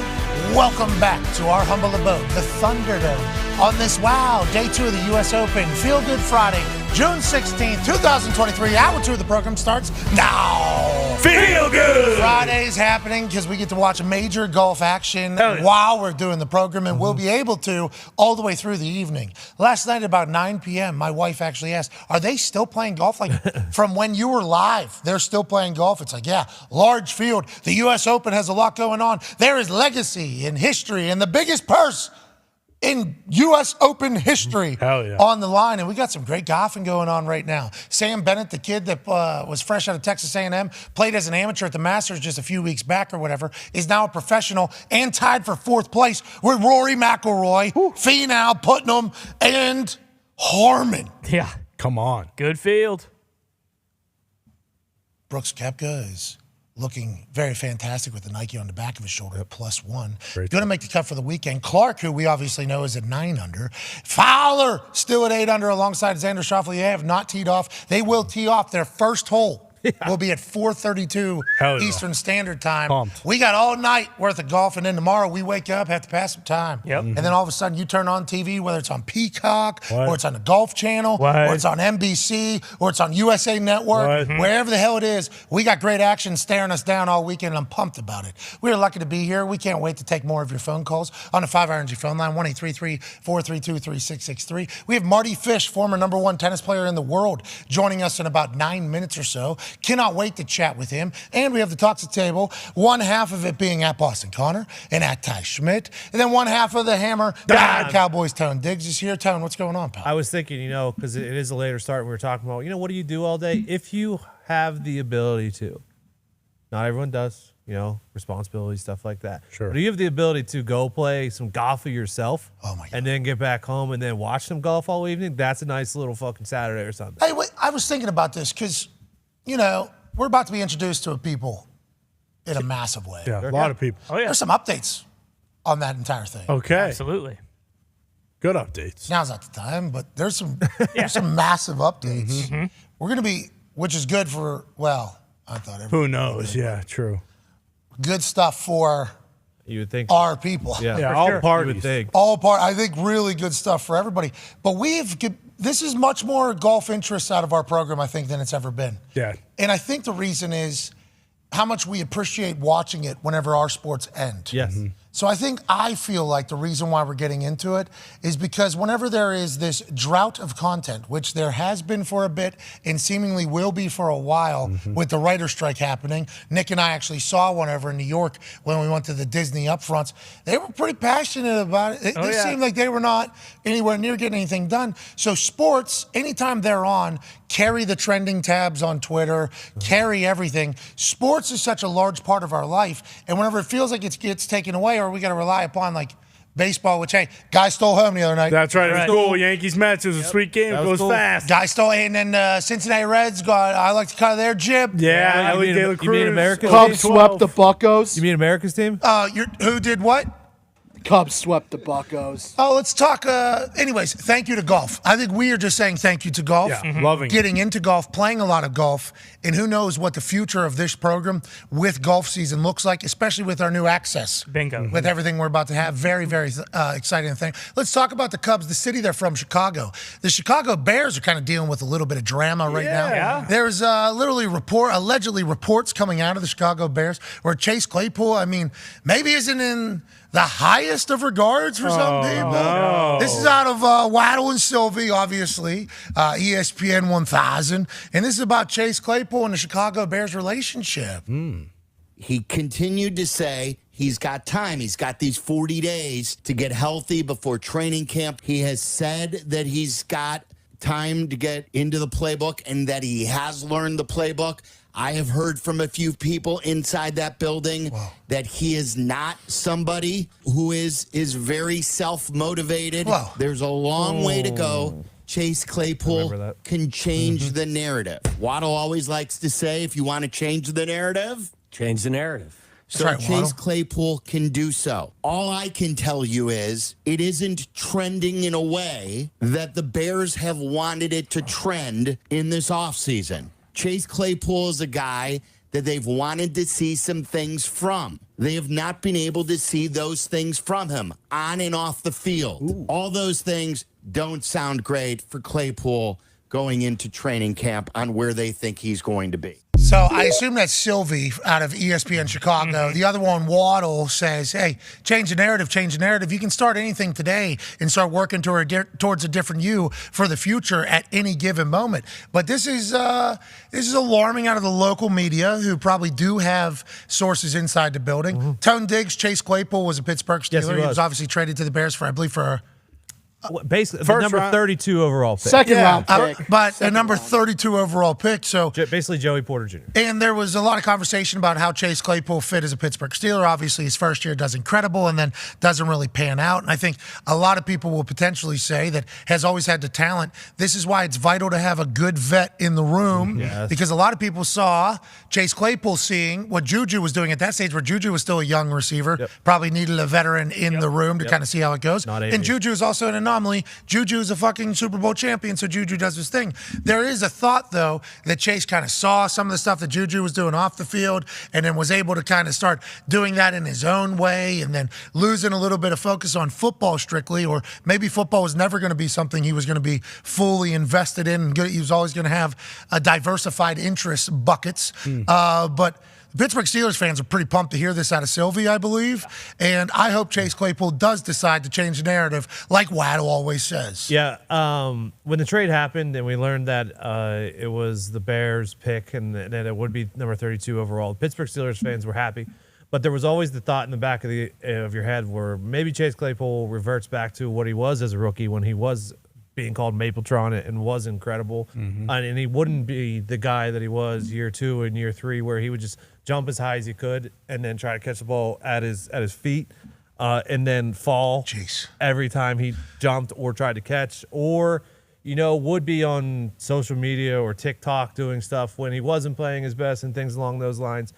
So to see this news come out, would I be sad to see this news? No, because that removes all regret or any thought of regret of this trade. And I hate to say, I hate doing this, but told you so is something that I just thought all morning, fucking told you so.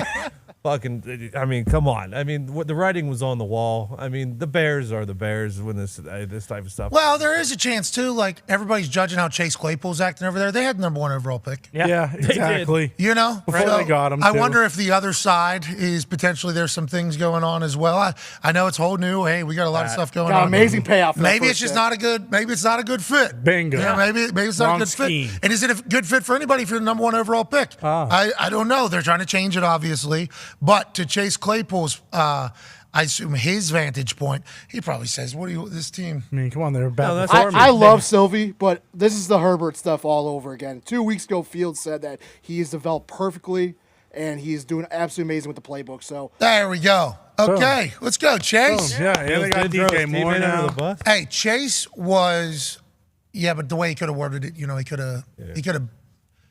could have properly got around it, but without putting him over and talking about things in such detail. Justin Fields seemingly going to be a great leader and a great football player. He was electrifying last year. Once again, had the first overall pick, but still was electrifying, was the only real upside seemingly when you would watch one of those games. So if they can get Chase Claypool to play good, and they also got, DJ, right? Yeah. DJ Moore, yep. DJ Moore out of Carolina. Darnell Mooney. Maybe you know what I mean? Here we go. And whenever you're winning, seemingly all these types of stories dissipate. Sure. You don't hear about is he fully invested? Is he not fully invested? Whenever everybody's having touchdowns and success and everything like that. This is what comes with not being successful last year, and hopefully they'll be able to manage it and become a great team because the NFC North right now, big bad bully wolf moved over to New York, and it's allegedly wide open. I don't think the Vikings think that way. I don't think the Lions think that way, but the Bears, I guess, are probably having those conversations as they should be because maybe there's a path to the playoffs, and who knows once you get in there. There might be a chance that the other team has a double doink, and then the entire course of history is different for the midway town. Now, joining us right now is a man that we got a chance to watch his documentary yet again this morning. Can't thank him enough for being a person that would say yes to going into that type of documentary style with Untold on Netflix and allowing us all to hear his story where it wasn't all glorious, where we can either draw inspiration or at least a little relatability to say, hey, if that person was able to get through that, I could get through what I'm getting through. And this dude happened to be number 1 tennis player in the world, and now a fucking stick on the golf course. Yeah. Course record at Tahoe. Damn. Yeah. Champion at Tahoe a couple years ago. Tough course. Top 5 every year he's in there. So he goes from tennis to golf, and there's a long road in between it. Now he's stopping on this show, and this is going to be the dumbest portion of his life. Ladies and gentlemen, Marty Fish. What's up, dude? What's up, guys? How are you? Thanks for having me. Big fan of the show. Now, listen, you don't have to bullshit, okay? All good. Let's move on. We appreciate you for joining us. Obviously, I had known about you. I'm not big in the tennis world, but I had known about you from the American Century Championship golf tournament. A couple years ago, you hit this, I think it was a par 5. You're like 200-some yards out, and the commentators were talking about it.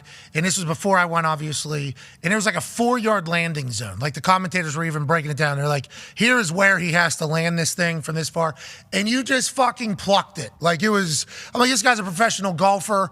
And then they started looking into you and learning about you. Then the Untold documentary comes out. It's like, I've gotten to learn a lot about you quickly, about the span of your entire life. Would like to let you know, you're fucking inspiring, dude. Yeah. You're an inspiring dude. And I know that probably sucks to hear and you don't know what to say, but fucking thank you for living the life that you've lived for us all to kind of learn from. Now, let's talk about that. You were the tennis #1 in the entire world, and then all of a sudden the entire world gets incredible at golf and creates, or at tennis, and creates the greatest tennis players of all time. Allegedly, there's some things that you put yourself through mentally, and then you have a mental breakdown. This is all documented in the documentary that needs to be watched by everybody.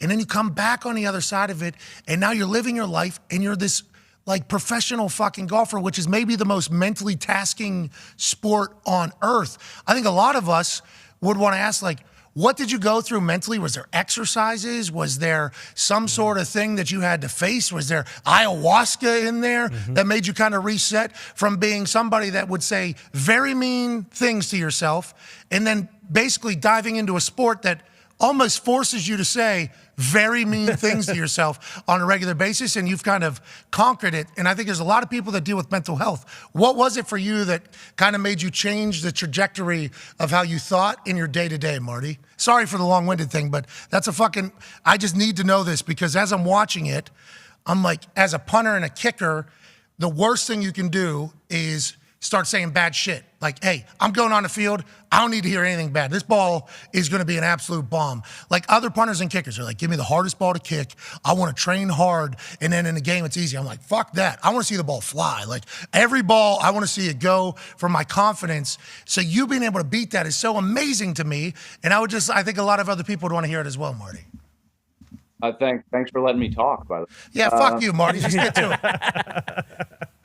No, look, for me, it was coming out with the story and being so open and honest about it was two things, really. It was educating people on mental health. What exactly is mental health? What is panic, depression, anxiety disorder? What does it feel like? What are the symptoms? What are, some of the stuff that you can feel early on? Sort of catch it early, educating.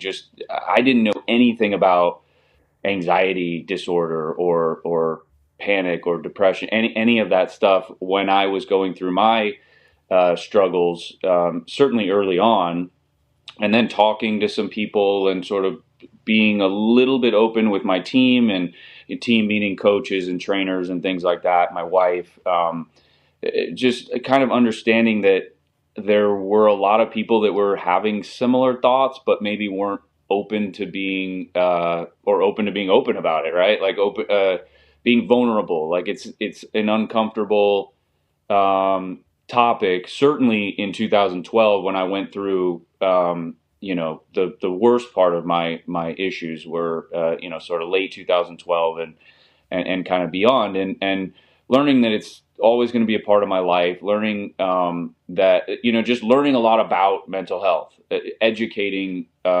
people about it, and then giving a success story and being a success story for some people who I know are dealing with similar things. There's tens of millions of Americans that deal with mental health issues every day. Obviously, COVID has accelerated that quite a bit as well, and it being a really lonely thing that we had to go through for a few years there. And so I can't imagine, kind of being on your own and having to deal with those things.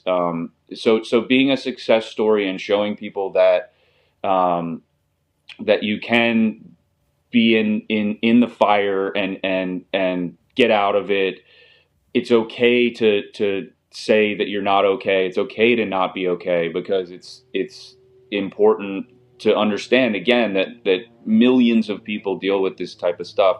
I'm a huge sports fan, so when I was going through my issues and having, really my worst troubles, I didn't have anything to lean on, like in sport. I had heard of, I don't know if you remember, a guy named Royce something from Iowa State. He played college basketball. He had trouble, fear of flying. He got drafted, I think, by the Bulls, and eventually didn't do much in the NBA because he had trouble traveling, maybe some social anxiety stuff. remember a golfer had come out with something that was, he had struggled in a round or something like that. But long story short, there weren't very many success stories, right? Like something to lean on, go, oh, there's someone who competed at a high level or did something at a really high level. It was sort of taken away from them, and then they were able to, not only were they able to get it back, but they were able to kind of thrive. And so I wanted to share everything about my journey. I wanted to share because it was important for me, because it was helpful for me when I would talk about it and be open about it. And being on a platform like yours is great for talking about mental health. It's great for letting people know that, like, when the tennis was taken away from me in 2012 and I wasn't able to actually play and go out and play and do my job. And it doesn't matter what you do for a living, whether you're a professional tennis player or a radio broadcaster or doing in the lawn, cutting the grass. Like, everyone's providing for their family. Everyone has goals, and everyone gets up out of bed and jumps up out of bed and is forced to live life, right? And so it's a normal. These are all normal things. Everyone's bubble and world is their own, and no one's is tougher or harder than anyone else's. Mine, I lived out in front of people, but that was my world and my bubble. Other people may have similar issues and thoughts and struggles. And it may be just their own bubble. They're trying to provide for their family. They have kids. They have, stressful job, whatever it is. And so just to give people a success story to lean on and say, there's someone who the U.S. Open was taken away from him. And not only did he get back, he got back, went back to that tournament, won matches at that tournament, was able to finish my career there, and that was a really important part of my journey. Hell yeah, and that was an incredible answer. Thank you for that. Now, thank you for letting me talk too. But the whole, like, not only getting back in there and winning matches in your sport, but picking up another one and becoming elite at it. Yeah. Like, that is such, like, especially a sport that is so, I don't want to say demeaning mentally, but it is. Absolutely. Like, that is maybe the most, I don't want to say mentally tough sport, but it really, every sport has its own thing. Golf is one. You're talking about a sweet spot that's this big. You're setting yourself up. If you expect yourself to be good, you're setting yourself up for failure, like on a very, very regular basis. So you just jumping in there and then being so vocal about it all and figuring it out, becoming elite, I think is going to motivate a lot of motherfuckers, man. And I am very, very thankful that you came on the show and just said what you did, because as I was watching that documentary, and obviously now we know a lot more about mental health and everything like that, as you're like speaking about the thoughts that are going through your head, what's running through your head, can I do this? Is this going to happen? It's a thought where you look around and you say, like, oh, so this is depression right here. Like, this is, you know what I mean? Like, it was, as somebody that didn't fully understand it, because I don't think, like, granted, I've had some low moments, but I don't deal with that on an every single day basis, but I know a lot of people do. As you were speaking it out in that documentary, I'm like, so this is what it's like. And yeah, like, it was a great depiction of it.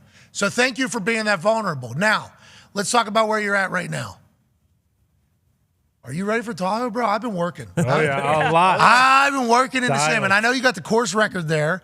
I know that you're the former champion there. I know that you've been top 5 before, and I assume you played at this LACC that the boys are playing at. We want to dive into that whole conversation as well. Are you ready? Because there's guys in tank tops in Indiana with golf sims that are like, I need to fucking show up a little bit better next year than I was last year. Are you prepared? How's the swing going right now? I'll be fine. It looks like you've been lifting too. So yeah, we got some trouble with the guns. That doesn't really translate in golf though. That's just excess. You don't know. You don't know, Marty. Marty, you don't know me. Okay, just get to your game, please. But yeah, you're right. It has been a little stiffer. I've had to change the swing. I've had to change the swing a little bit because I can't move as much. So we're sacrificing some things to kind of gain some others. But you're right. There is a little drawback with the jockness in the golf game. Mm-hmm. Just had to shorten the swing a little bit, baby. That's it. Just had to shorten the swing a little bit. That's all, Marty. Don't worry about it. How's your game? My game is fine. Had a little bit of an rib injury that I'm coming. No, Marty! Oh no! I had Smoltz called me. Smoltzy never calls me. he called me to try and see if I was okay, if I was going to be okay for Tahoe. So guys are checking in to make sure that I'm going to be okay. I'm happy to report I'm going to be totally fine, 100%. I'm ready to go there.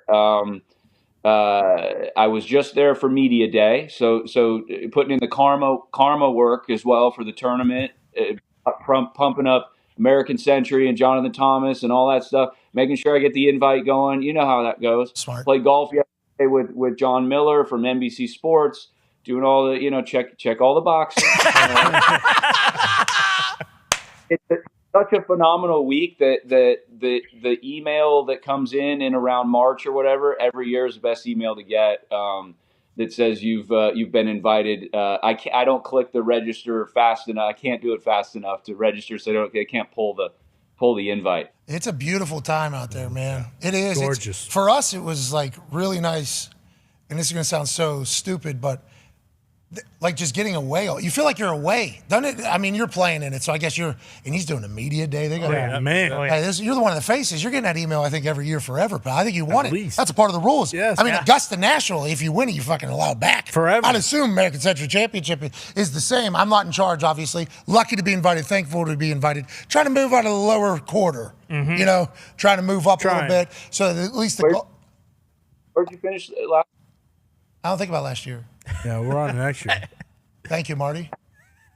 Do spaceships come equipped with rear view mirrors? They don't. They dip. Okay, pal? Yeah. That's all they think. Where were you last year? Are we in the top 50 this year, or? I don't know, bud. I think you were last year. I don't know, buddy. I don't know. I wasn't like the terrible. There's terrible. Like The Miz, terrible. Yeah. I think RG3, unfortunately. he scored you have the course record. RG3, I think, has the actual highest score that you could potentially score. The other record. Because RG3 is going to get good at golf, we assume. Of course. He fucking raced a hawk or whatever. Yeah, he'll figure it out. He'll figure out golf, but at that point, he did not. So I'm not down there. Okay, we have a couple birds. Had a birdie on 17 on Saturday. Okay. Mm-hmm. In front of the boats, all the booze bags. We're having a good time. Big deal. But I enjoyed it because it was just kind of like we got away. It felt like an actual golf trip. And then we stayed at the nicest house in fucking California. It was like a different part of America. It felt like at Lake Tahoe. I was top 61 last year. Okay. Top 61. See? I was top 61. Where'd you finish last year? So we can get top 50 again. Last year is in the rearview mirror. There are no rearview mirrors on space shuttles. So so I don't even remember, to be honest. All I remember is that round in 2020 where I shot 63, made 10 birdies, and that was my best round I've ever played. That's the only round I ever remember. Yeah, you were sixth place last year. Hey, sixth football player got you. Tony Romo fucking came in. Yikes. Yeah. Marty losing. Tony Romo came in and Thielen. And Adam Thielen. Oh, what? Adam Thielen and Joel Pav, right? Oh my God, are we the best? Is football the best? Hold on, Marty. Is football the best golfing sport out there? That's crazy for the tennis folks, baseball folks, hockey. Don't let us take this, Marty. We will be loud about it. Mm-hmm. I only have one tennis player there, so I've got only one. Well, that's actually part of the documentary, right? Isn't that a part of the documentary? Hey, wasn't that a part of the documentary, though, just to kind of go back to your life story here? Because you becoming the #1 tennis player in the world is a massive ordeal, especially with how young you started and how early you were kind of projected to do that. I mean, there's a lot of decisions made throughout your entire life so that you could become a great tennis player. They actually had to start something because America was getting bodied in tennis and there was nothing in there. So they started creating these scholarship funds and this school and academy basically to raise American tennis players so that we can kind of get into the global conversation a little bit more. And you and Roddick were like, the fuck, here we go. Mm-hmm. This is how it's going to go. So much so that you go to school, they go to another school, you live together, and then you go through this whole thing to get to the top. Whenever you're training and like growing up as a kid, is everything just like how to outcompete somebody else? Like, was there anything that you've had to stare down to like break how you've been kind of in the competitive world since you're like this big pretty much and being taught? Because they showed us some of the videos that were being like shown to you as if it was a class as you were a kid. You know, some people go in there, they learn like algebra and like some things like that. Yep. You were learning like how to be a competitive dog pretty much. This is what you need. Have you had to stare that down? Was that a part of the process, or do you think that actually benefited you through the whole thing? I mean, tennis is a brutal game in that it's a non-contact gladiator type sport, right? Where you're just playing one person you have to problem solve and figure it out, but you have to do it all by yourself. So you don't get a caddy, you don't get a coach or timeouts or anything like that. It's a phenomenal sport for learning life skills of just how to compete, how to, problem solve. It requires an incredibly high amount of physical fitness.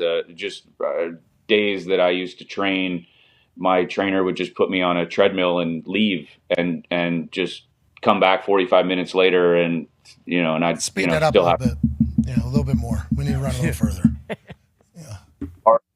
Sport, physically and then mentally, again, like you're all by yourself. So you got to problem solve and figure it out all by yourself. And at a really young age, obviously, really hard to figure that out. There's junior tournament, there's a junior circuit and the whole thing. And when I was living with Andy and we were, sort of going through the same sort of progressions and trajectory, sort of through our junior careers, we competed at everything. And like, it was he and I, there were a couple other guys in there. James Blake is another one who was a phenomenal tennis player.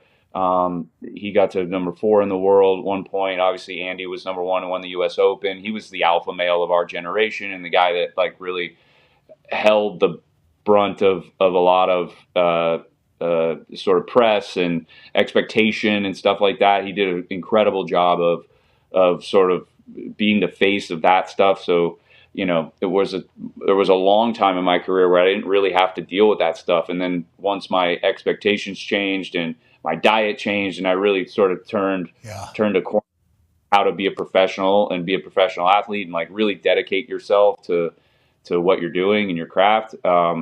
That's when the expectations like really changed and the pressure started coming. It was more and more. The expectations started changing for me. And I was never I never really stepped back and looked at my career and went, you did well, or you're doing well, or like, it's a weekly thing.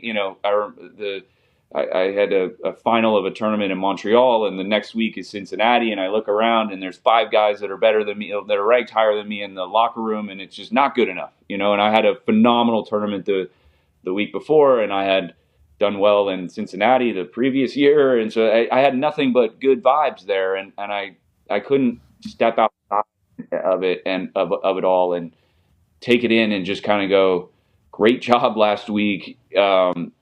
Let's enjoy this for a day or something like that.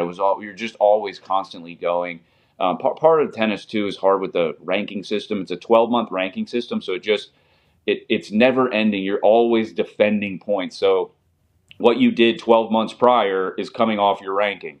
And in tennis, you're really only known by the number next to your name. So you can't, and there's really no bluffing on it, right? Like if it's whatever it is, whatever it says, it's kind of what you are. And that's how you get into events and that's how you get seated in events and things like that.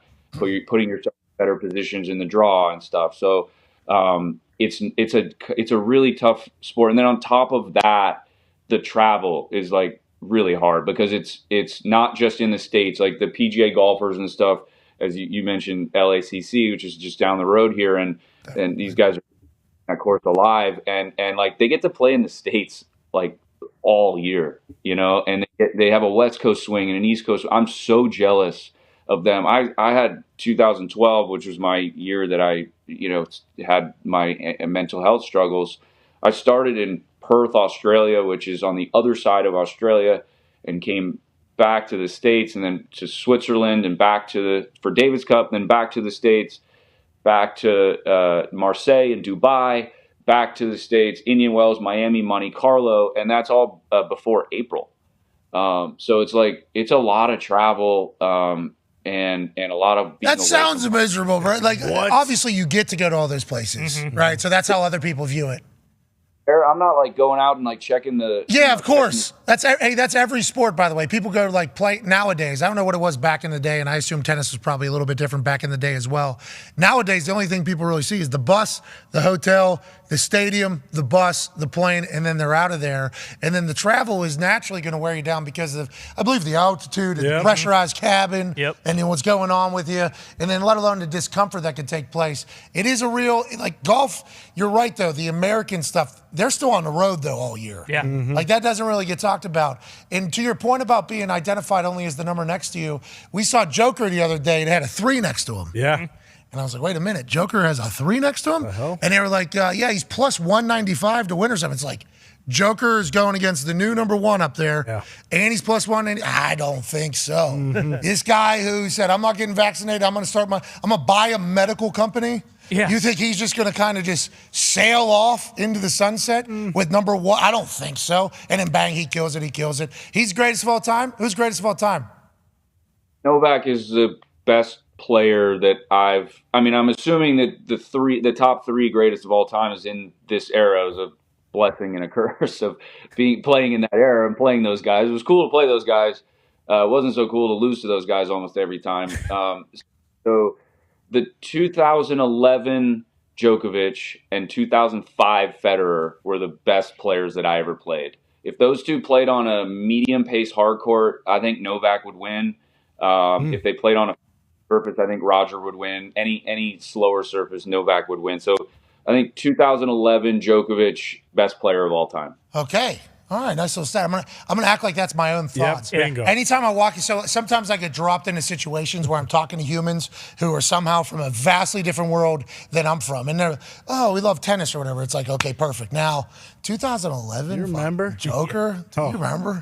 Oh my God, put him on a track there against 2005 Federer. I'm just gonna act like that's my own. So I appreciate you doing that, and I will give you credit at the end after we've already gotten through the convo. I'm gonna say Marty Fish gave me all of that. All right, thank you so much. Go ahead, Tone. So speaking of them and speaking of 2011, when you go to the top 8 event at the end of the year and you play with those guys and you're with Nadal and Federer and Joker, and really in the doc it shows 2011 just how fucking insane your training was and life was, and you pretty much dropped everything to become what you were. Like, was there ever a thought that maybe that 2011 you maybe worked too hard and that's why 2012 potentially happened? And then also, like, how hard you worked that year, how much respect does that give you for these guys, for those guys that have done it for 20 years and have just dominated the sport every year? Yeah. The first part, I finished the year in 2011 on Thanksgiving in London. So obviously late in the year. Usually my years were done October, mid to late October, but since I made the World Tour final that year, you add on like an extra couple weeks. And I actually, the last match of the year, I played Federer on Thanksgiving, got home the next day, got home obviously Friday, didn't take but 2 days off and started up again Monday. And I just was really hungry to get to improve here. And I didn't step back and appreciate it. Like I said before. And so it was almost like I wanted it too bad, or I tried too hard almost. But that was kind of the only way I know. You know, it's like a lot of athletes are sort of in that realm of all or nothing. Like, you're on a diet, there's a plate of fries, and if you're on a diet, you don't touch one. And if you're not, then you have to eat every single one. And What's the seasoning? You know, what's the seasoning? Fry. It's like a Cajun curly fry. Wow. Professional athletes are different, bro. So like, I went that off season. I ended up going down to Australia and to the other side of Australia in Perth, and only had like 3.5 weeks off. And usually have 6 to 7 weeks, and so I just didn't give myself enough time to rest and recoup and all that stuff. And I just, kind of hit the ground running again. Also, you do like the way tennis works in terms of appearance fees and stuff like that. If you do well, you can then, your agent will then start doing deals for tournaments that you play outside of the majors, 5, 6 in advance. And so so now my life is changing in terms of the numbers that I'm getting to go to these events. So I'm like, well, I'm not going to turn that down. I was never getting that. And so I got to play that and play that and play that. And so my schedule, and I mentioned the schedule leading up to that year, or leading into that year, and the beginning of that year was pretty rough. And so if I were to do that all over again, I certainly would take more time off, and I certainly would pick my schedule a little bit differently. But I took the money and sort of, ran with my success of that year, and, like I'm sure everybody else would have in my position. And it wasn't anything bad. That was my time to sort of grab the bag. Yes, absolutely. And you have to take advantage of it because you have no idea how long that's going to last. And also, it worked out exactly how it's supposed to. Yeah. Worked out exactly how it's supposed to. You're a great story for other people to lean upon. And you got to the top of the mountain. Yeah. You did it. It's all good. We're all great. We're in a good spot. Last question here about maybe future mountains to climb. Go ahead, Ty. Yeah, Marty, just curious, with pickleball kind of exploding the way it has. Now, I mean, I would argue being an unbelievable golfer is probably much better and something I'd rather do. But I see a lot of these pickleball guys are maybe, former tennis players who weren't good enough to turn pro or whatever the case may be. But have you ever thought about showing up at one of these events and just dusting everyone's ass? Just, not even really having to put the time in, but just showing up at a tournament and whatever prize money is available, I'll show up, beat the piss out of everyone, and then head out. Those guys are pretty good. You'd be shocked. Yeah, I know I am. Thank you. But go ahead and talk about you, please. They're good. That being said, Pat, I'll play you for any amount of money you want. Those top guys can play. They can play. But, yeah, I could probably figure it out. I mean, it's one of those Steph actually texted me the other day, and he was like, hey, tell me something about pickleball. Is it like my buddies telling me to go to Dave & Buster's and do Pop-A-Shot for you? And I was like, yeah, that's exactly what it is. Okay, so it's like state fair tennis to you. It's like it's kind of just dinking around and hitting it here and there. I totally get why people love it, because anyone can play with anyone. And Pat, you can play with your wife, and I can play with my wife, and they may never have played before, and we can have a nice game. You and I one-on-one, not so much, but we can have a nice game. And so I understand. I understand that. I understand the. Hey, Marty, you don't know that. Okay, well, have you played? Have you played pickleball ever? Yeah. Yeah, I've played. Oh, so he knows. Yeah, he knows. Yeah, this is all. This is all. And then you tennis people, I assume, while playing pickleball, are talking shit to the pickleballers because McEnroe. Yeah. McEnroe did that $1 million thing with Agassi. Yeah. Chang was in there too. Yep, and they did that $1 million thing. McEnroe was coming on this show to promote it the Wednesday beforehand. Mm-hmm. And we're like, all right, standard operating procedure for this type of thing is, hey, tell us about the event. Yeah. How excited are you for it? And he goes, pickleball, really amateur, just horrible Bullshit, sport. knockoff. Fat people can play it. Yeah. He said, if we're going to put a chair in the middle of a tennis court, we could do that anywhere. And then he got out there, and you saw he didn't have it figured out early. But then his hands started, he started like playing. There is an ability to get better. You guys just think that there isn't as much to do as the sport of tennis or not as athletic. I don't think anybody's comparing that though, right? It's it's just, I mean, it requires, at the highest level, I'm sure it requires a lot of, we could try and find a court in Tahoe, though, if you want. I mean, there's got to be a court. Are you a player? You're a player, though, huh? You know those top guys. You're like McGuffin. I watch this guy's highlights. Dog. He's got great hair. Yep. He's what's that? Tyson McGuff. He's a good player. Dude, he looks sweet, too. Good Super player. tattered. Great swag. Good player. Are you in the pickleball league? Is this something we don't know? No, I'm not in it. No. Ooh, the guy's a player. Yeah, he knows. I don't know. We only got a month. We've stopped playing like 2 months ago. We were playing, though, for a bit. Well, and it's Thunderball, too. Yeah, this is a different sport here. You're going to have to be able to move. This ain't that lazy tennis, pickleball stuff that you think about. We're not telling you exactly where we're serving it. Yeah. Okay, we got a little bit of, like tennis, they say we got us, you know what I mean? Corner to corner. We're not doing that here. No. No. So you would probably be a little caught off guard. Speaking of caught off guard, I think Dustin Johnson putting up a snowman on a par 4 today certainly caught him off guard. We've seen some terrible shots. We've seen a couple hole-in-ones, long putts falling. Have you played at LACC? And what are your thoughts on this U.S. Open? How do you think it's going to pan out over the weekend? I've played a ton at LACC. I love that golf course. North Course is an incredible course. I'm shocked as to what they're doing what they did on the first day. Had a buddy of mine that's playing in there, and I asked him if he shot 1 under every day, do you think he'd be in the mix? And he said, oh yeah, absolutely, I'll be in the mix. So like them shooting, 2 of the lowest rounds of U.S. Open ever.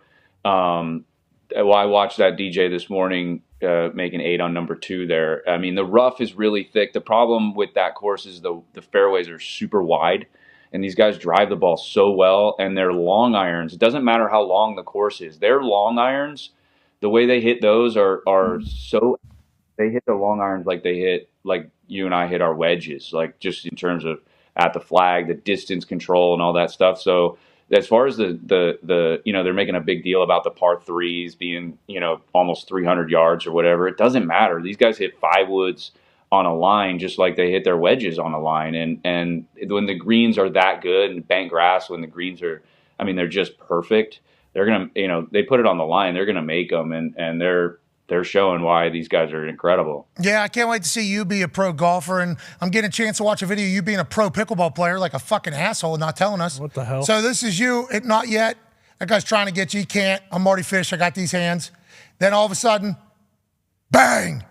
Backwards hat, far corner, backhand, absurd. I guess you're just cooking these people. Boom! Ooh. Another backhand. How you doing? Keep it moving. I'm Marty Fish. You're not. How many of these videos are on the internet? And you were trying to set me up. Any amount of money you like to play? How many videos are? How serious do you take pickleball? You played a lot. I'm into that ESPN money, so there's I'm trying to get a piece. I've played a couple of those, not a ton, a couple. I've probably played 12 times in my life. Not a ton. 12. Yeah, but since he was 12 months old, come on, he's been fucking doing this thing here. You know what I mean? That probably helps a little bit. His dad, right, was a tennis teacher. Yeah, I believe so. So he's literally been checking the fucking watch since he's a kid. You know what I mean?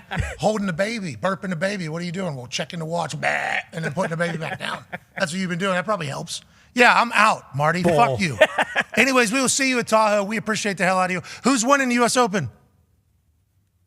I bet Ricky and Xander every single major because I think one of those two is going to win eventually, and so I'm going to be there when one of those two wins. So I'm taking one of them. Are you going this weekend? Are you going to be there, Marty Fish? Hey, how you doing? I text Steph Curry and stuff. I'm going to go this afternoon. I just said Steph, not Curry. Could have been anyone. Could have been any Steph. Him at Papa Shot. Yeah. Unless it's Lethal Shooter. That's either Lethal Shooter, right? I don't know his first name. I don't believe. Stefan Marbury. Yeah, could have been. Steph. He can shoot, I guess. Yeah. I guess he can shoot pretty well. That'd be about it. Steph. I was trying to think if the WNBA had any Stephs. Probably. None that we know. Probably. None that would be like thrown around like that. Stephanie McMahon. If it was like Sabrina texting me, it's like, oh, yeah, that's good. Kelsey Plum text, boom. This one's Kels, Steph. yeah. It was Steph Curry. That's who it was. Yeah, sorry about it. We do this every day. Investigative journalists. Boom. Anyways, tell them we said hello. Hope life is good. Don't like what's going on with that ring on TV. Nope. And but will you be at that golf tournament? Where will you be standing so we can kind of take a look? Head out this afternoon and watch a little bit, walk around and check out the course and stuff. I'm looking forward to it. What are you wearing? Like bright pink, bright yellow? So how do we see you? We'd like to see you. I wear a Pat McAfee shirt if you sent me one. Don't do that. Don't do that. LACC, we're not supposed to be out there. That course is way too nice. We appreciate the hell. Yep, definitely. Ladies and gentlemen, Marty Fish. Yeah, Marty! See you in Tahoe, pal. See you in Tahoe. Let's get to a break. Sandbagger. Absolutely. Yeah. Yep. We could, we could play any amount of money you would like to play for. Up to you. Okay. His doc was awesome. It was. Yeah. We watched it again this morning. Yep. At the beginning, it was muted on captions. Other TV had sound. Still good. Then all of a sudden, not bad. Yeah, still sweet. Then all of a sudden, let's put the sound on this thing. It's starting to get good. Some of those Untolds have been fantastic. There's a Jake Paul one coming out, which I am predicting is going to be phenomenal. Yeah. Think of all the content. He has 3 shooters at every event. Mm-hmm. The behind-the-scenes stuff is going to be for he films everything. So much. Yeah, so much footage. So much footage. From when he was young, too. Like, I feel like we're going to get like Disney Channel to now. We're going to get, I hope, Vine. Yeah, him and his brother just shutting down Vine Yep. pretty much. Hey, listen, you guys are going to give us a little more money. No, we're not. We'll leave. See ya. Vine's like, get out of here. We don't care. 2 brothers from Ohio. What's that going to do? Yeah, who cares? Boom. Vine's dead. Vine's dead. Vine's dead. Vine's dead. I mean, that's real. That really happened. Yeah, it was them two and Will Sasso pretty much. Think about all of Will Sasso. Will Sasso's Vines. Anytime that orange is coming up out of his mouth. The lemons.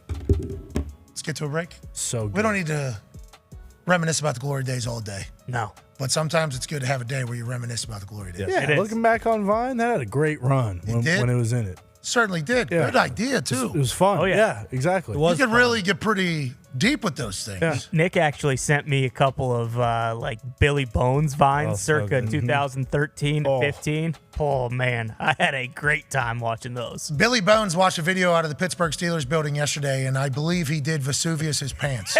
We'll have that on the other side, plus some more phone calls, plus everything happening in the sports world wrapped up as we go into the greatest weekend we're ever going to have. Hell yeah. Let's enjoy the hell out of the weekend. Be a friend, tell a friend something nice. Take 5.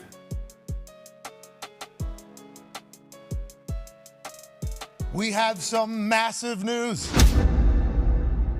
Lot of blessings piling up that I ain't even wish for. No, let the one for y'all. I'm locking the fridge door at the crib, cutting hits. I read through the catalog, came to conclusion, no one's touching this. Just finished the maiden voyage, I've been on the main run. Said I'm trying to kill them off, whatever it takes. I see the boats, I'm at home. I'm selfish with the goals, I could give a fuck who try and get along. 6'3", you can't look me in the eyes. Thank you, man.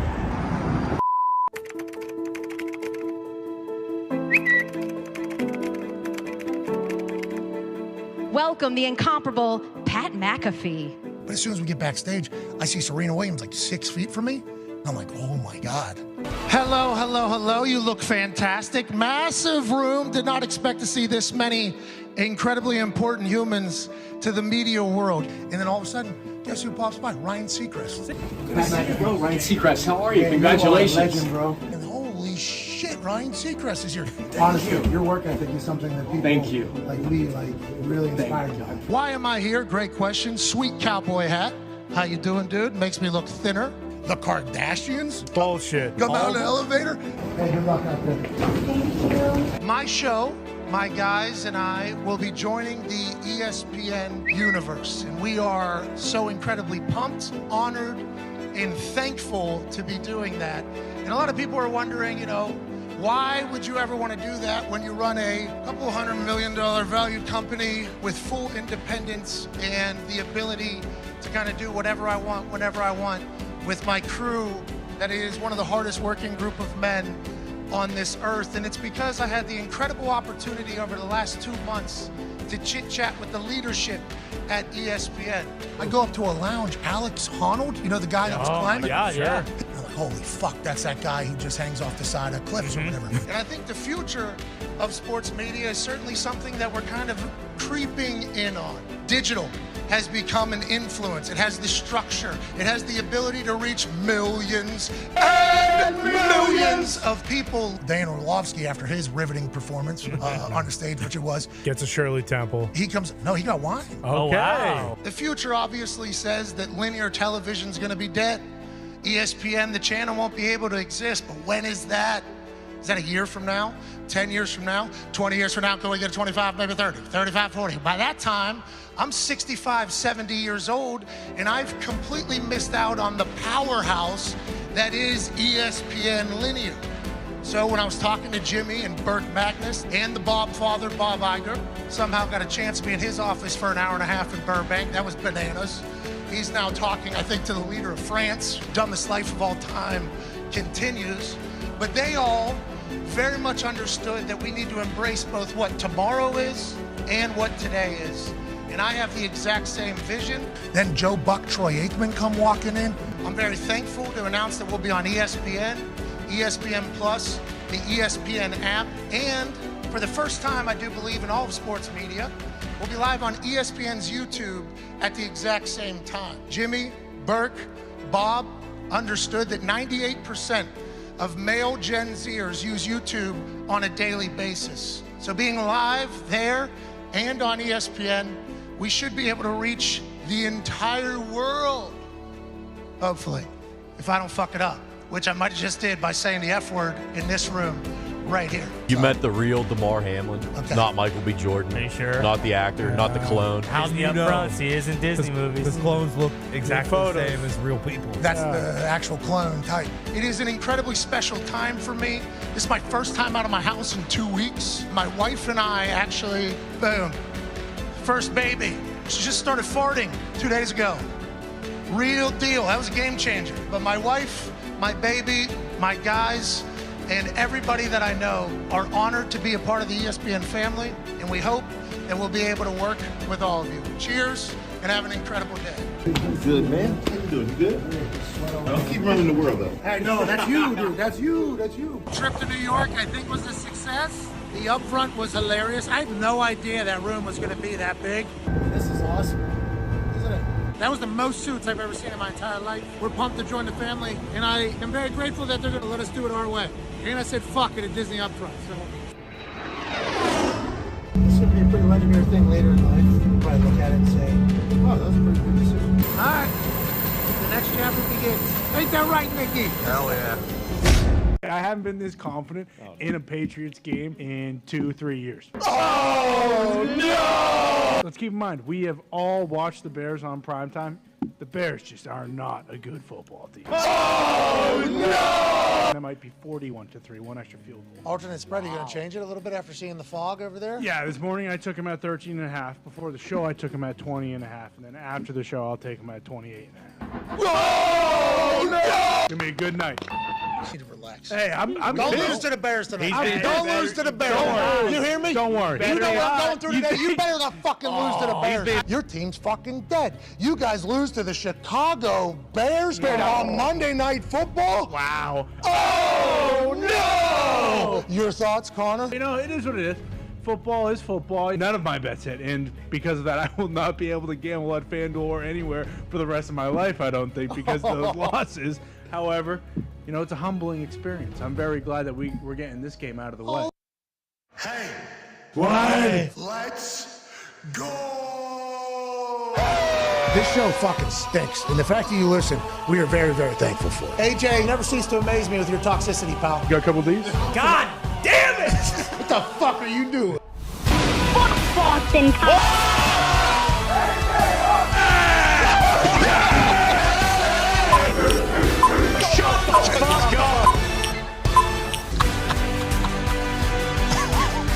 Hello, beautiful people.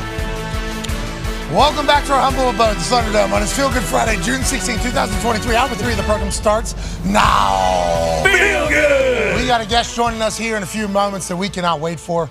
Ryan McGee of Marty and McGee of ESPN Claim will be joining us to chit-chat about the College World Series this week. I'm going to be honest. This does not excite me at all.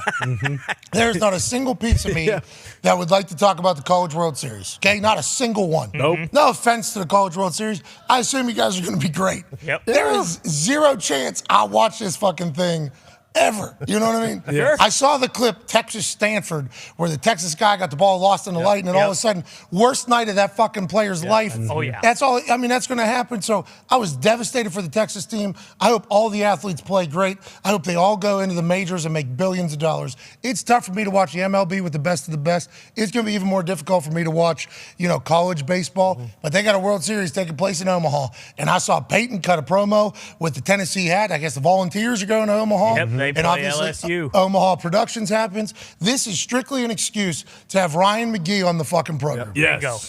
So let's talk college baseball World Series, which is happening. Yeah. Starts today. Okay. All right.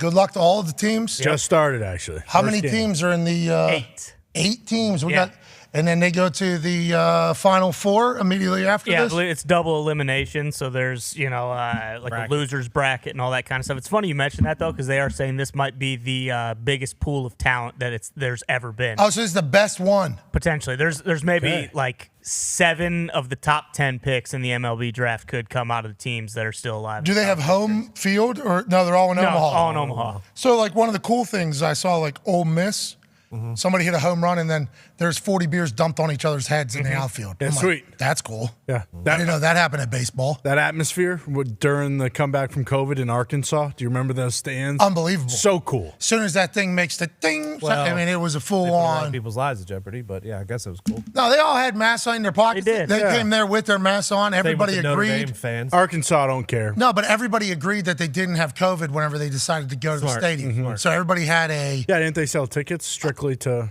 if you had no COVID. Yeah. You remember when all Had the to Notre Dame breathe fans- on the ticket. Yes. Yep. And then you could potentially get into the game. So they were being safe. Yeah. I do remember, Tone, to your point, that there was, listen, since the beginning of the United States of America, and I assume other places, there have been protests and rallies and people hitting the streets and everything like that. Of course. No different. It will happen forever. There will be people that will be passionate about something forever that they will hit the streets. This is just the way things go in a hopefully freedom of speech society. Okay, some places you can't do it because whatever. But at the same exact time, one of the biggest ones of all time was happening. Yeah. The Notre Dame students charge a field because they beat fucking Clemson. That's right. And then what did all the headlines say? Oh, all these Notre Dame fans want to kill everyone in the world. All these football fans are trying to kill people. It's like, whoa, whoa, whoa! Don't just put it on sports. Hold the phone. What the hell? Hold the phone. Massive upset. Yeah. Okay, there's people gathering all over the place. Listen, Especially then. whatever you got to do, okay? And I assume everybody's keeping the COVID to themselves, even though you're saying that's not possible.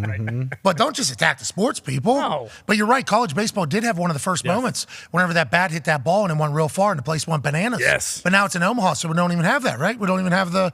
No, not exactly, but it is. Omaha is a pretty crazy atmosphere when the college, like all of these. I'm teams, really talking myself out of this whole They thing. travel with well. McGee. They do. They travel well. It is actually like if you go there live, it is a great experience. It's fucking awesome. Yeah, they're competing with the U.S. Open. Look, I get it. Baseball, kids, this is like an Elite Eight, double elimination.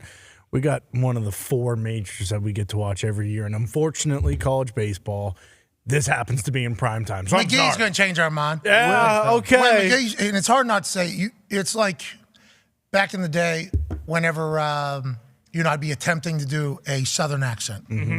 I would have to say, "Run, Forrest, run," and that was like my get in there. Now you just think of Ryan McGee. Yep. Just think of him. Yeah. You immediately go right into it. You know what I mean? Boom, molasses just starts dripping out of your mouth. I fucking love it. Yeah. McGee's the best. I assume was told by so many people he had to change the way he speaks. GMAT probably, talked him through the entire process. Yeah, for sure. Of how to do it all. I don't know. I don't know who GMAT is, but He's a legend. I heard he is one of the best. But I assume that McGee was told by numerous people, like, hey, can't be sounding like the fucking way you're sounding right now. We like the way you speak. It's fun. You cannot talk that way. And McGee said, you can go on fucking shove it right down your pop. That's right. Give me a microphone. Let me fucking talk. Yeah. Fucking watch me. And he almost slowed that thing down even more. Yeah. Which is why we respect and appreciate the hell out of him. Ladies and gentlemen, ESPN legend, one of the voices of the South. Absolutely. Ryan McGee. Sir. How we doing? Hey, fantastic now. I want to let you know life just got better. It's a Feel Good Friday. Didn't think I could really take it to the next level of feeling good. Then I see your face and I hear your voice, and all of a sudden, boom, we're almost at the mountaintop of a Feel Good Friday. I appreciate you joining us. How are you doing, pal? What are you up to? I'm good. I'm actually running errands today because I'm married. College World Series literally started like 5 minutes ago. I'm going out there next week. But look, I wore my McGee middle school track and field. Sure, somebody sent that to me. Hell yeah. No, and I was listening to you guys, and you don't even know how damn right you are. So I went to Connecticut right out of the University of Tennessee and thought one day I'd like to be maybe on TV, radio, whatever. And everybody, and I love Bristol, love it. I've been at ESPN my entire adult life. Of course. But everyone treated me like a damn foreign exchange student. Like they would talk to me loud and slow, like, do you like eating grinders and that kind of stuff? And I'm like, what the hell, guys? It's a sandwich. But yeah, and then they would say to me, they'd be like, well, we can't even understand what you're saying. And I'd be like, if you should hear some of these damn guys I went to high school with in Traverse Rest, South Carolina, you don't even, so yeah, but it all worked out. And now Marty and I literally can't believe that the two guys that sound like us, you're all supposed to sound like Tom Brokaw and Peter Jennings, all that stuff when I was coming along. And now, we sound like Larry the Cable Guy, except it's real. Yeah. Well, whoa, whoa, whoa, whoa, whoa, whoa.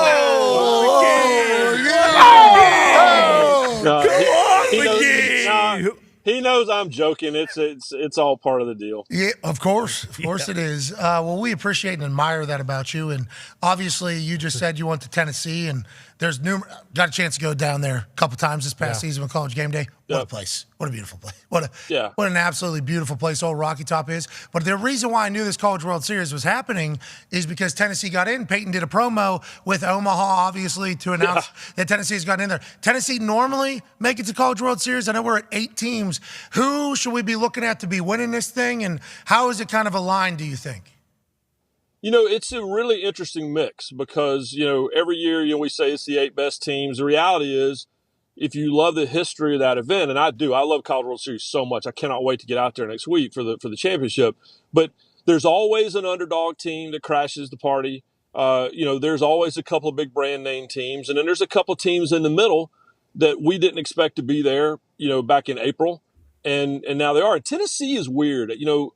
They have, on paper, they should have been really good at baseball for a really long time. The reality is they went to the College World Series 2 years ago. They should have gone a year ago, and they lost in the Super Regionals, and now they're back this year. They've really only been great at baseball for the last handful of years. They've had great players.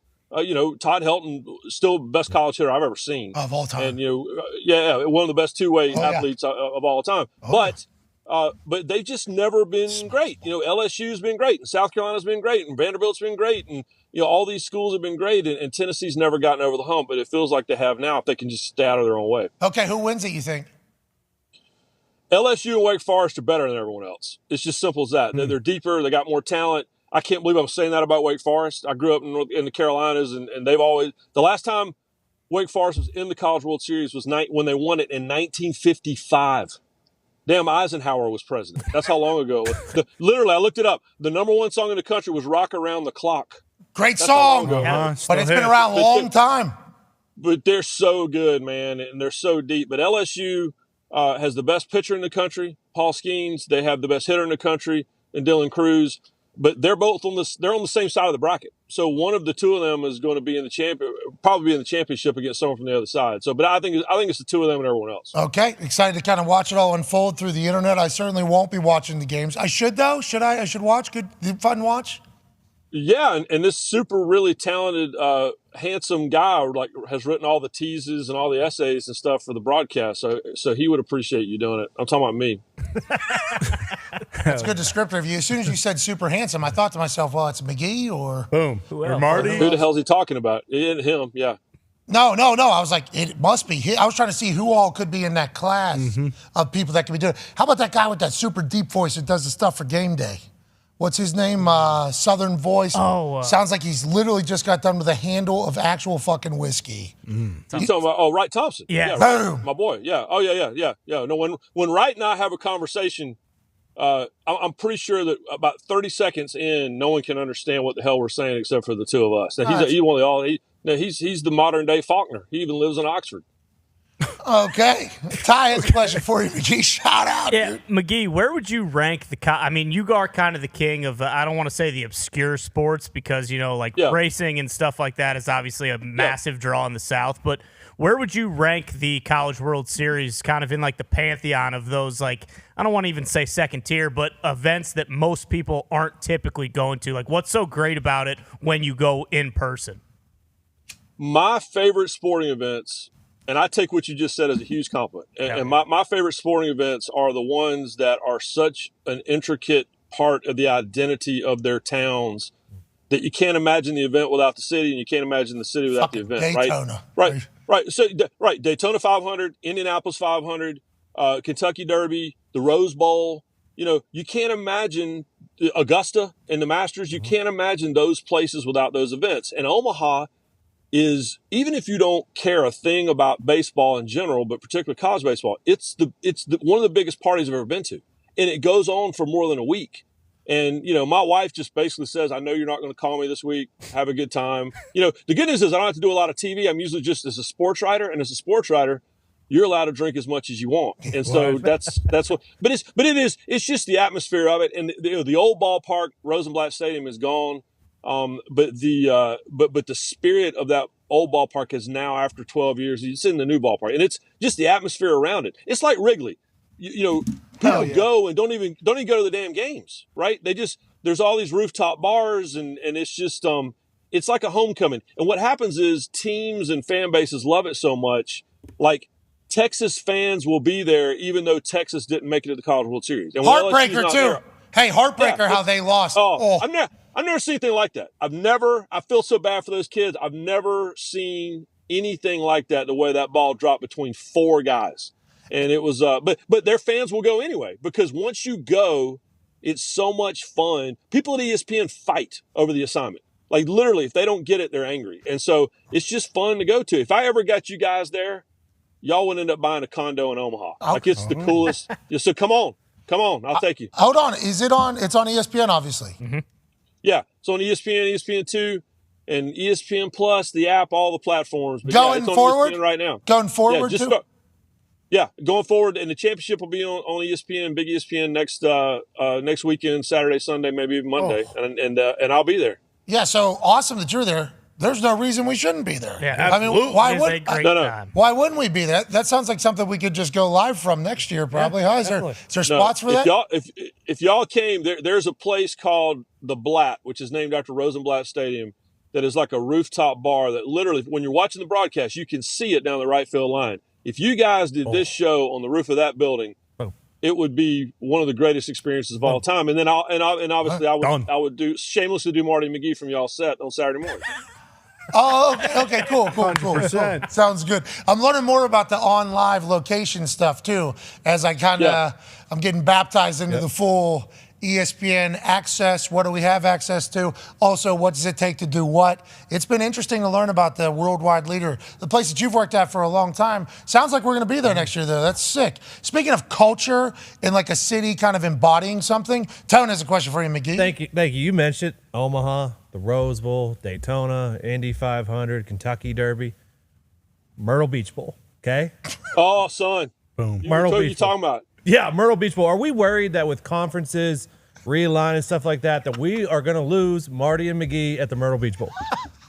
Yeah, well, we didn't get to go last year because of the way. I tell you what's going to happen is, so listen, we're all for expanded playoff, right? Everyone agrees on that. But did you hear the reaction when we got like the dates of the championship games for the next few years, and we realized it's on like January the 20th? What? And so what happened? Right. No. So with the expanded 12-team playoff, this thing's going to start in December, and it's going to go to almost the end of January. And so my question is, long college football season, isn't it? That's going to be a long day season. And they're going to back the start up into August. We're going to start in the middle of August and end at the end of January. And I say this all the time. I love Sunday football. I love Saturday football. I don't like my Saturday football to look like Sunday football. And so to your point, I'm a bowl game guy. I love them. I love all of them. I don't want these damn things to get eaten up and go away because of the damn playoff, right? Yeah. I don't want my Saturdays to look like my Sundays. Yeah. What are we doing? What are we doing here? Yeah. I want the damn clock to stop on first downs. I want my college football to look like college football, and I want my pro football to look like pro football. And I feel like it's all turning into the same thing, and I'm not a huge fan of that. Yeah, but I want to let you know, like, with that accent and those words, like, it's just such a perfect statement to make. Yes. You know what I mean? Like, I don't want this. I appreciate I that. want the clock stop on first downs. Just take it back the way it fucking was. Why are we going to change everything to make it? I didn't know, though, that I was potentially signing up. Did we know this? No. When did that information? No. Hey, that's clue. a long college game day run. That's January 20th. 5 more shows. Let's go. It's a good time. Can't wait to get out there. But at some point, going to need a nap. You know what I mean? I mean, that's a full. I love you guys so much, but I also love being married. And at some point, I got to go the hell home. And so, but that's.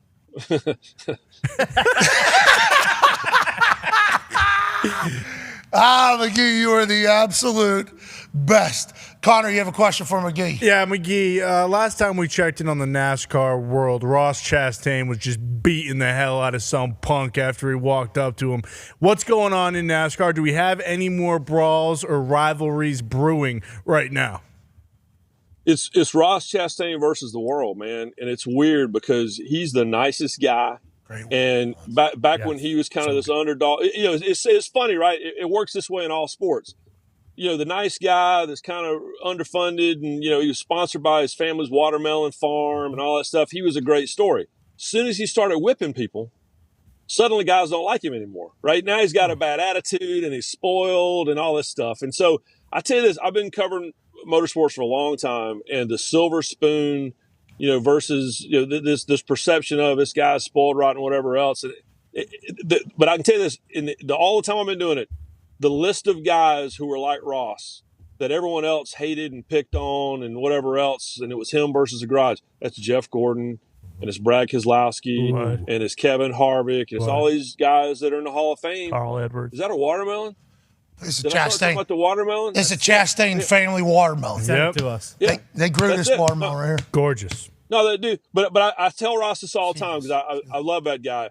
Don't worry about him hating you, because that's the biggest compliment they can give you, and it usually works out pretty well for the guy when it's the guy versus the world. So Tell him, McGee. I love that dude. I love that dude. They hate you because they ain't you. Boom. Okay, if their family created these seedless watermelons that we've been enjoying in this office, they'd be fucking pissed off. I'd be pissed off too. Juicy melon. You can't blame them. You know what I mean? It makes you mad because he's a nice guy and he wins races, and don't push him, by the way, because clearly he'll punch you in the face, and it's a good punch. And they make delicious watermelons. I don't know what the hell else you would want as an American, but to have that list on your resume. I concur completely. Speaking of America, in Saturday football, what's going on, with college football? What do you think here? Okay, because right now it seems Kirby's the guy. Yep.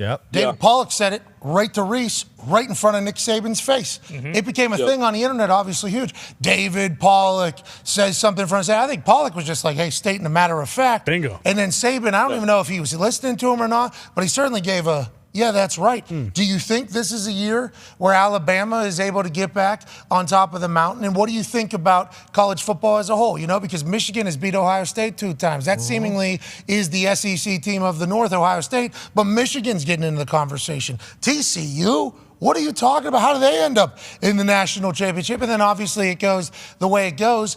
How do you feel about the state of college football right now? And what do you think the future of it looks like? It's funny because I think that the end result is the end result. And Georgia's won 2 in a row, and they got a chance to be the first to win 3 in a row since Minnesota like 100 years ago and all that stuff. But the reality is Ohio State should have won that game in the playoff. And the reality is that Alabama, Bryce Young wasn't even practicing half the year because he was hurt. And even with that, you go back to the Tennessee game, you go back to a couple of games, and Alabama was just a few seconds away from playing for another national championship. So yes, Georgia's out there, but I don't think the gap is as big as it appears. But the reality is now they've been there and done that. And the knock on Georgia forever was they couldn't get over the hump. Now they know how to get. I feel good about college football as far as I think the expanded playoffs can be fine, schedule aside. I think it's great that smaller. I worry about mid-major schools and being left behind, mid-major conferences being left behind. But now they can recruit on the playoff. Coastal Carolina and these guys can go on the road. San Diego State can go on the road and say, you know what, you come here, you got a chance to be in the college football playoff. And that's a fact. But I do worry, and Kirby Smart and Nick Saban have said this to my face, I worry about what realignment means because, again, go back to NASCAR. I watched NASCAR get so far away from what got it to where it was, and they just assumed that the old school fans would hang around no matter what, and they didn't. And I worry about that with college football because, it has to resemble the game that made people fans in the first place. And if you get too far away from that, and that's realignment and it's scheduling and it's all that stuff, then, you think they're just going to hang around. And the reality is, if they don't like what they see anymore, they'll go find something else to do. And so that's the health of the sport is great right now. I just want to make sure that it's okay for 10 and 15 years down the road. And I don't know. Yeah, the reason why they'll go find something else to do is because I feel like any fan base that is like super passionate, which is the pageantry of college football, the passionate fan bases are a massive piece of what the allure of college football is if you're watching it. Getting to do game day was amazing. Because like getting a chance to experience the, hey, my father's father's father, my father's father have been tailgating at this exact spot right here for however long, and they live 3 hours away, they drive in, everything. Like the fan bases are a massive piece of the product that is college football. That's why game day is so spectacular. Those motherfuckers are out there at 3 a.m., 2 a.m. Going nuts. Waiting to just cheer for us talking about football for at least half the show, not the football game that they are going to, or not the team that they're, and they're still, because of how passionate they are, those people I feel like can get the most offended. Like they feel like the game is like kind of forgetting about them or moving on from them. Now, obviously, we experienced that in a minor way. Whenever we announced we're going to ESPN, and our fans were the most pissed off. Some of our fans were the most pissed off because they thought they were going to lose something. I hope it was this and not just taking a shot at me for no reason. They thought they were going to lose something that we kind of, have done for a long time together. And it's like, well, I don't think it's gonna be the case, but like the college football fans, you offend them, like personally, they would, I think, potentially, just out of spite, be like, I've given so much to this. We have given so much to this, and they don't respect or appreciate us. It's an interesting dichotomy almost. And to hear you say like, hey, they'll stop watching if this shit goes. It's like, I think that is a reality that I don't think I've ever really talked about or thought about. I wrote a column about it. I think it was after the USC UCLA news, or it might have been after Oklahoma Texas. But I wrote a column again. Go back to my motorsports experience. I worked at NASCAR. The only time I wasn't at ESPN for a couple of years, I worked at NASCAR Productions, which is like NFL films with race cars. But I sat in those meetings, man, and I watched people who didn't know a damn thing about racing and who were just there to try to get a promotion and go do something. Hey, that pissed you off, McGee, huh? That pissed you off. And I didn't have the power to I didn't have a vote, but I was sitting in these meetings and they would make these sweeping decisions and changes to leave certain markets and we're not going to play country music on this anymore or whatever else. And I get, it's a delicate balance between, the old guys with the money, right, that you have to keep happy, but then also, staying relevant with the younger generation. But if you get so far off where you were, then one day you wake up and you're like, where the hell those old gray-haired guys that pay for everything go? Where'd they go? They left because you got so far. Listen, I was out in L.A. My wife got her master's degree back in May. I was out in L.A. for graduation. Thank you. And we were, but we were at the Shrine Auditorium, which is right on the USC campus. And I'm standing out front with my suit and tie on, waiting to go into my wife's graduation. All of a sudden, this guy dressed head to toe in his Trojan stuff. He goes, McGee, from across the street. I go, yeah. He goes, what the hell are we doing?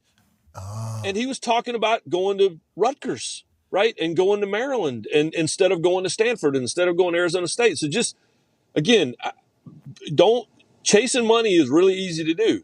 But one day you wake up and you're sleeping on a big pile of money alone. Yeah. So just be careful about that, right? Yeah, and we've had to have those conversations as well. It's like tradition versus evolution as well. Like, how do you continue to evolve while also maintaining what has got you there? And I think college football is a massive piece of it. You were there. It was in Charlotte, North Carolina. It was a college football symposium thing almost that ESPN put together. It was like the first day. Our big meeting, Yeah, the big meeting down there. I got to meet a lot of people. Had some beers with people. What? It was very cool. But they did a graph of the ages of who's watching college football. Like, here's the graph. And I was like, damn, okay, so the old heads are running this thing. You know what I mean? Like you start viewing the production of college football a little bit differently whenever the numbers that are saying like, hey, 40 and older, like numbers massive. A lot of them. Because it's still the tradition and thankful of it. And they have to respect and appreciate that. But they're also going to try to evolve. And all you need is two bad people in two powerful positions and anything can get fucked. You know what I mean, McGee? That's a real deal. And that's why we're happy you seemingly are going to be in more positions. Hell yeah. We need more of you, McGee. We fucking love you over here. I need more of you boys. That was one of my favorite things. Is y'all don't even understand. We were about to go live on Marty McGee at the national championship game, and you guys started yelling, "McGee, come over here!" And I ran over to y'all set, and the producers on my ear going, "Where the hell are you going?" I go, McAfee called. So I ran over there and did y'all's show and then ran back to my set. But you guys call me anytime because this has been too much fun. And I'll even wear my McGee middle school track and field shirt for y'all again. Yeah, we need a couple of those, I think. Yeah. For sure. I don't know if we're fast enough, but I think we would love to be on the McGee track and field team back in middle school. We appreciate you, man. We really do. you're a one of one. Yeah. Oh, yeah. You know, you and Marty both. I appreciate that, and we appreciate you boys. I always feel like we're all kind of kindred spirits. So one day we need to do like a super team mashup, and we'll all do our shows at the same time. Okay, I like that. I was actually thinking of this concept where like whatever ESPN looks like here in a little bit, you know, we should certainly do like a right in there like a massive cabin you can get somewhere. Oh yeah. Oh my for God. like a weekend. Yeah. You know, where everybody's like powwow. Team bond. Yeah. You know, and we'd put up money for that. I think a lot of other people would as well.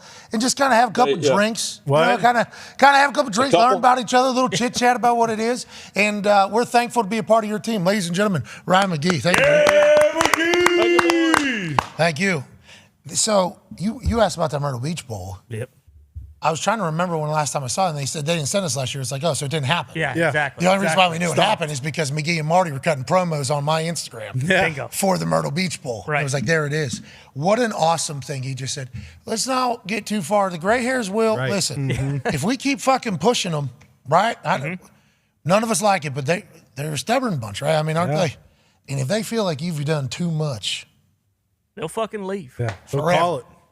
well, they do. They'll go read a book every day instead of fucking do that. Yeah. So we got to I guess that was probably whenever they put it in the 3 stages. Yeah. And he started moving new cities. We're going to do pissed this. me off. We're going to do that. What's that? Pissed me off. That's what. Well, think about the NASCAR purists in there. Exactly. Well, this ain't what Dale did. What the fuck?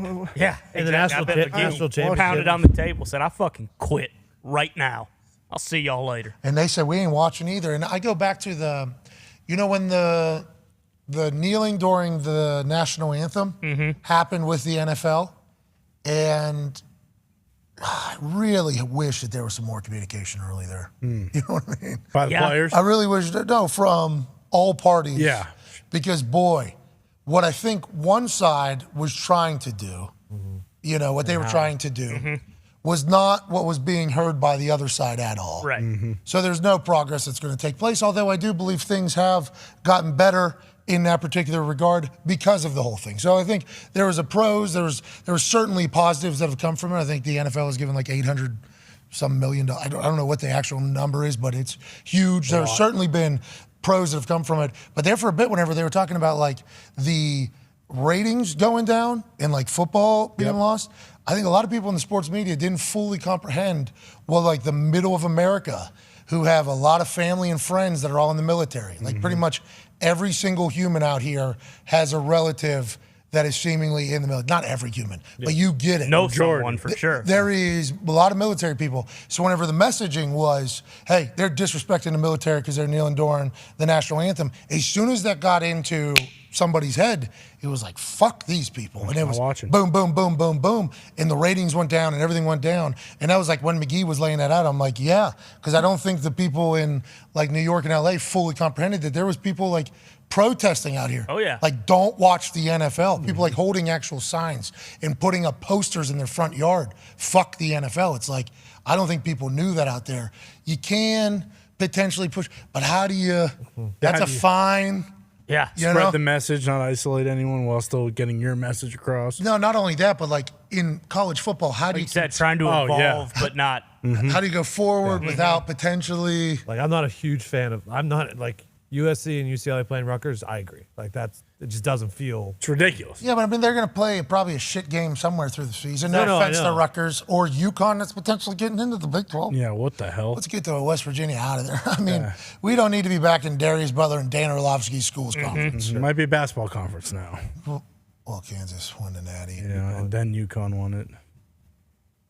So they might be calling the shots. Yeah. Just like the ACC was with basketball. No, it's the Big The Natty, 12. sure, the Natty will be 10 days later, and is that a lot? But if you're then into like the divisional weekend of the NFL. Yeah, the handoff is pretty sweet. Yes. I was strictly thinking about sleeping in on the road for another week. It would be divisional on Sunday, Natty on Monday. I did enjoy the shit out of that game day year last year, though. Yeah. That was a lot of fun. And the national championship. That whole entire week was sweet. It was. Yeah. It was. Actually being out there with Marty was awesome. Yeah.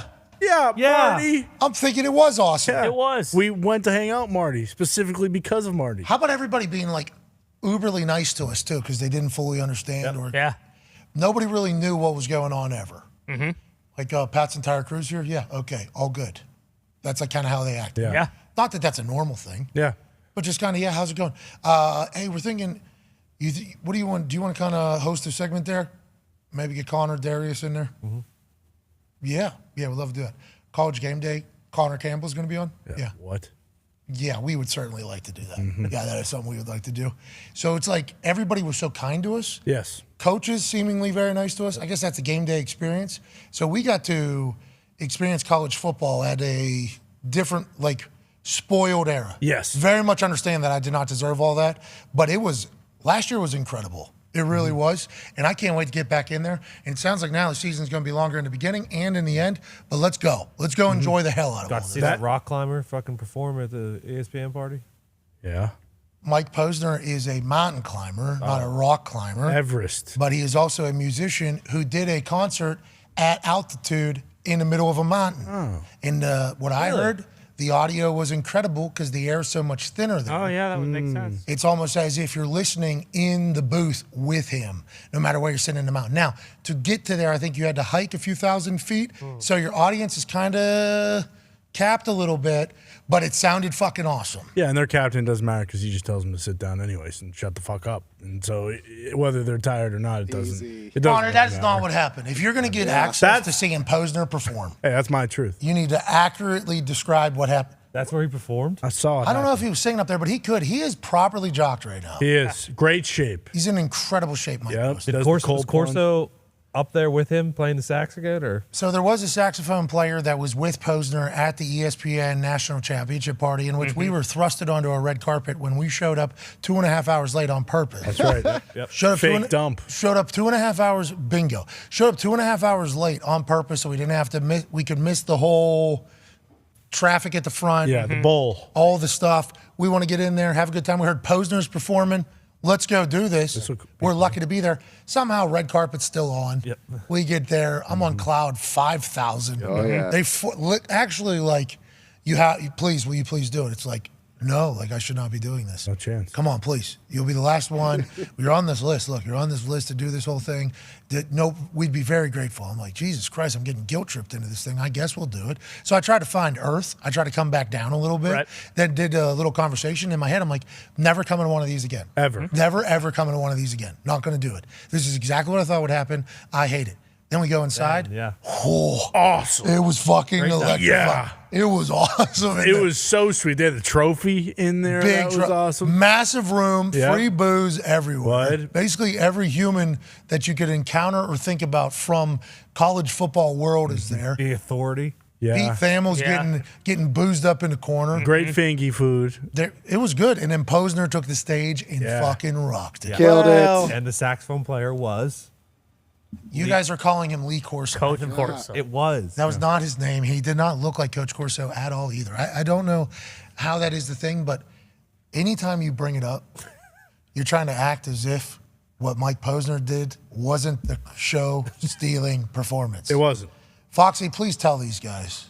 Mike Posner is one of the greatest musicians of our era. All right, and that night Fox. specifically Too was one of the much. greatest nights of my life because we got to see Mike Posner and because we got to. Was he we didn't there? walk Was- the was red Foxy carpet. there? Yes, I Yeah. was there, Tony, and I was screaming was he? Mike's name loud the entire time. Was he? Well, was you? Yeah, I didn't make it. I started drinking about 6 a.m. that morning. So Yeah. yeah, it was a long flight from Indy to LA. Yeah. Right away. Right away, actually. Yeah, I had about 6 doubles on the flight on the way, or first class. It's included. Yeah. So Get there at 10 a.m. what are you gonna do? Yeah. 6 a.m. local, you started. 6 a.m. local. Yeah, I was in the bag by the time You we missed landed. who'd you miss? You missed Marty. Miss right? Marty. Yep. Missed. Who else did we run it? You guys, I miss Schwarzenegger. Schwarzenegger. Yeah. We saw him. Which- I think For me, I it was- showed up from a flight. You guys were assholes in the middle of the bar, fucking all cheered when I got Yeah. there. I had to leave. Tony Diggs. And then that was Tony that was the last time I saw Ty. Yeah, well, that was a great day. That place that you got kind of cheered out of, Yeah. That great was awesome. spot. Yeah. So awesome. Great spot. Best old fashions, in the greater LA area. I think so. Ty wasn't the only one, too. D-Butch was down. He almost fell asleep in the bar Yeah. if we do do recall. Oh, yeah, had to do a couple pats on the back. Yeah, during Titans Jags. Excuse me, wakey, D-Bud. Yeah, we're watching NFL in that place. Yeah, the winner goes to the playoff. Anyways, we're excited for more college football now that we've taken a further examination. But it is going to be a little tiring in those places. There's much harder jobs. We're lucky to do what we do. Shout out to McGee for joining us. Let's go to the 5 Energy phone lines. As we wrap up this Feel Good Friday, let's go to Moses, Long Beach, California. That sounds like a fake name. What's going on? The Red Sea.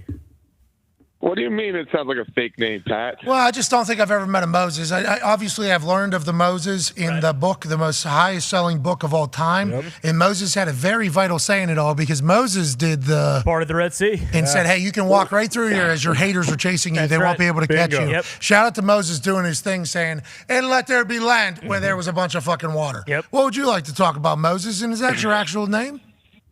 Yeah, man, it's actually Moses on the birth certificate and everything. That's Pat, a great right? name. Yeah, that is a great name, Moses. Shout out to you and your parents. What do you want to talk about, boss? Yeah, man. I just wanted to say, hey, Pat, Ty, Tone, screw you, Connor. We wanted to just say, Feel good, Friday. I don't have a kid. just wanted to see what do you guys think about Josh Jacobs? Is he going to sign that franchise tag or, What do you think, Moses? Moses, you're a Raiders fan. It seems like that is a situation that's kind of been boiling, right? You go all the way back to the Hall of Fame game last year. Josh Jacobs, only player really playing in there that we had ever heard of. It was an XFL, USFL exhibition in that Hall of Fame game, and Josh Jacobs was right in the middle of it getting like 20 carries. So it seemed like it started a little rocky. Then he gets a C back on his chest and starts getting a lot of playing time. Hurts himself, has to throw a ball. Contract conversation is where it is. What do you think it is? Seems like it's fixable with Josh McDaniels or no?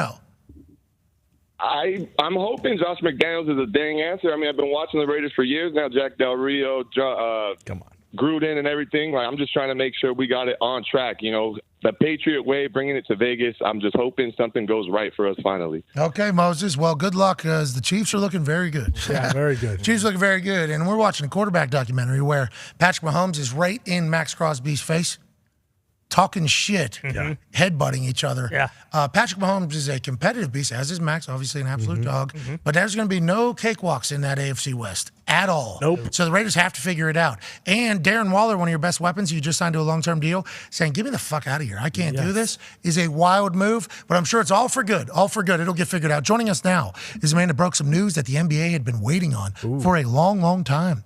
Remember, there was a couple incidents with a superstar player for the Memphis Grizzlies named John Morant where he was brandishing a gun recklessly. Can't do that, obviously, as an NBA player, an NBA superstar. You're a bad influence. You're kind of ruining and diminishing the name. If you want to own guns and it's legal, completely go ahead and do that. We don't need you flashing them, throwing them around, acting as if having a gun and maybe shooting somebody is the cool thing to do, is what Adam Silver said to him whenever he suspended him the first time. Then whenever it happened again on another IG story where he's driving and throwing it around, Adam Silver comes out and says, I'm disappointed. Yeah, very. Not in my league. I don't like this happening at all. I thought we had an understanding. This guy pissed me off. Yeah. And then they said, we will wait till the offseason to announce the suspension and punishment for John Morant. It has been announced through this man's Twitter account. Ladies and gentlemen, senior NBA insider for the Stadium, The Athletic, and FanDuel TV, Shams Charania. Shams, let's dive into it. Congrats on the breaking news, although it's not great news. What is the punishment? What is it equal to? And is this what we all expected? 25 games. That's about 30% of the next NBA season. About 8 to 10 million in lost pay for John Morant next year. He's going into a massive 5-year, $190 million contract extension that he signed last summer. But I think another layer to all this is he's not going to be eligible now, Pat, for MVP, all NBA teams, any of the major awards. He's not going to be eligible for that this year. And so this is 25 games where he got 8 games at the end of the regular season this past season.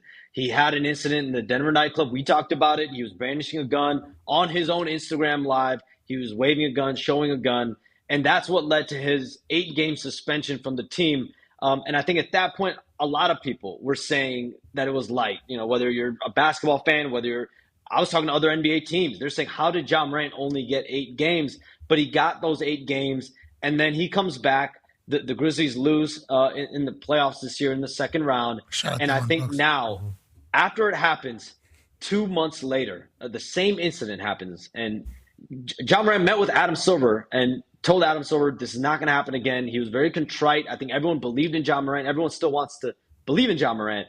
But the incident happens again, and the NBA's investigation, this is important, Pat. It found that John Morant had full understanding, awareness that he was showing the gun on a live stream. And he was fully aware that it was on his Instagram, on his friend's Instagram live. So he had full, senses. He was fully aware of what was going on, and he did it. And so now 25 games. Another interesting wrinkle is the league, it's a minimum basically of 25 games because they're going to put him through a process. He's going to have to meet certain conditions to make it back on the floor. But this is interesting. I'm told that John Morant will have a say in those reinstatement processes. He's going to be able to have a voice and be able to dictate with the league, the Grizzlies, the NBPA to really find out exactly what that reinstatement process is going to be like and show everyone that he's learned. But yeah, I mean, this is just tough for the Grizzlies and finally what we've been waiting on for the last couple months. Well, thank you for all that information. It would be funny if Adam Silver said, this is what you got to do. You got to post 15 times a day, okay? If you can survive 2 weeks without any of those posts involving you recklessly brandishing a gun, you'll be back in, okay? Simple. So we need you to actually do more social media as opposed to less. What could it potentially be that he would have to pass a few steps? Like, other than not posting himself doing something that they just told him not to do, what would it be? Having other types of discipline and control and other, like, what? How does that look, you think? My sense is that it's pretty open-ended. I think the league wants John Morant to be a part of dictating and being able to set exactly what that is. I don't think, clearly this just came down. I don't think John Morant knows exactly what that process could be. I don't think the league fully knows. But Adam Silver, one thing he said today in his statement is this is beyond basketball, right? Like basketball has to take a back seat. And I think it's just about figuring out a way where John Morant can show everyone, can show himself, can show the Grizzlies, the organization, the league, that this is not going to happen again, that he's understanding of what happened. So I honestly don't know. Like, do you meet with, what if he has to pass a test? Like, what if he has to pass a test of finding phones that are filming him? Oh, you know what I mean? sweet. Like, gun away. Okay. Don't do something stupid. Okay. There's a camera on. Why? I should just do this in my fucking house. Okay. This is all. Like, is that so? You're saying gun awareness camps? Listen, I'm just throwing different things out there. Like, when Kyrie Irving, let's look at something that was somewhat similar, but not really. But like Kyrie Irving, when he went through his suspension during the year, the NBA really let it up to him to kind of show them that he's moved past the link, and he met with a few Jewish groups. And so I think just whatever initiative that John Morant decides to take. Now, listen, he might decide to take no initiative. I don't know. I'm not John Morant, but I'm saying clearly what it seems like is the league wants him to show some level of initiative to show that, listen, this happened once. This happened twice.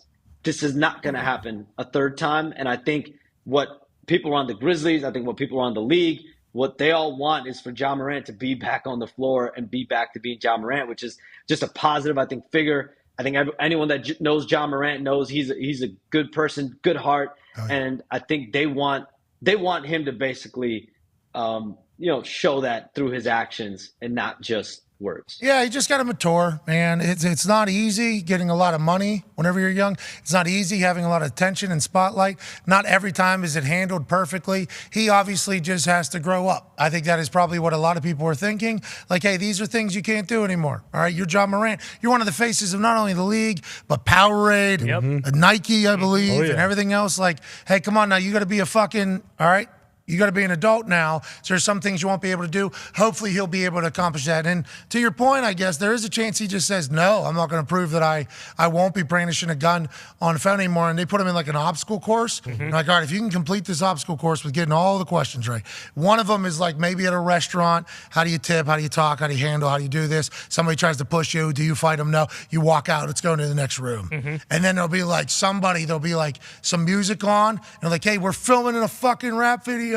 And then he looks at it and he says, one gun. No, actually, I got two guns. I guess there is a chance that he could just say fuck you to everybody after 2 strikes. But it feels like this is going to be the one, right? Everybody has faith? I mean, he's coming. He came out with a statement today, apologizing, taking ownership of the situation and how he feels like he let Adam Silver, the league, the Grizzlies, everyone down. His sponsors, like you said, Powerade. Nike came out with a statement. Nike is standing by him for now.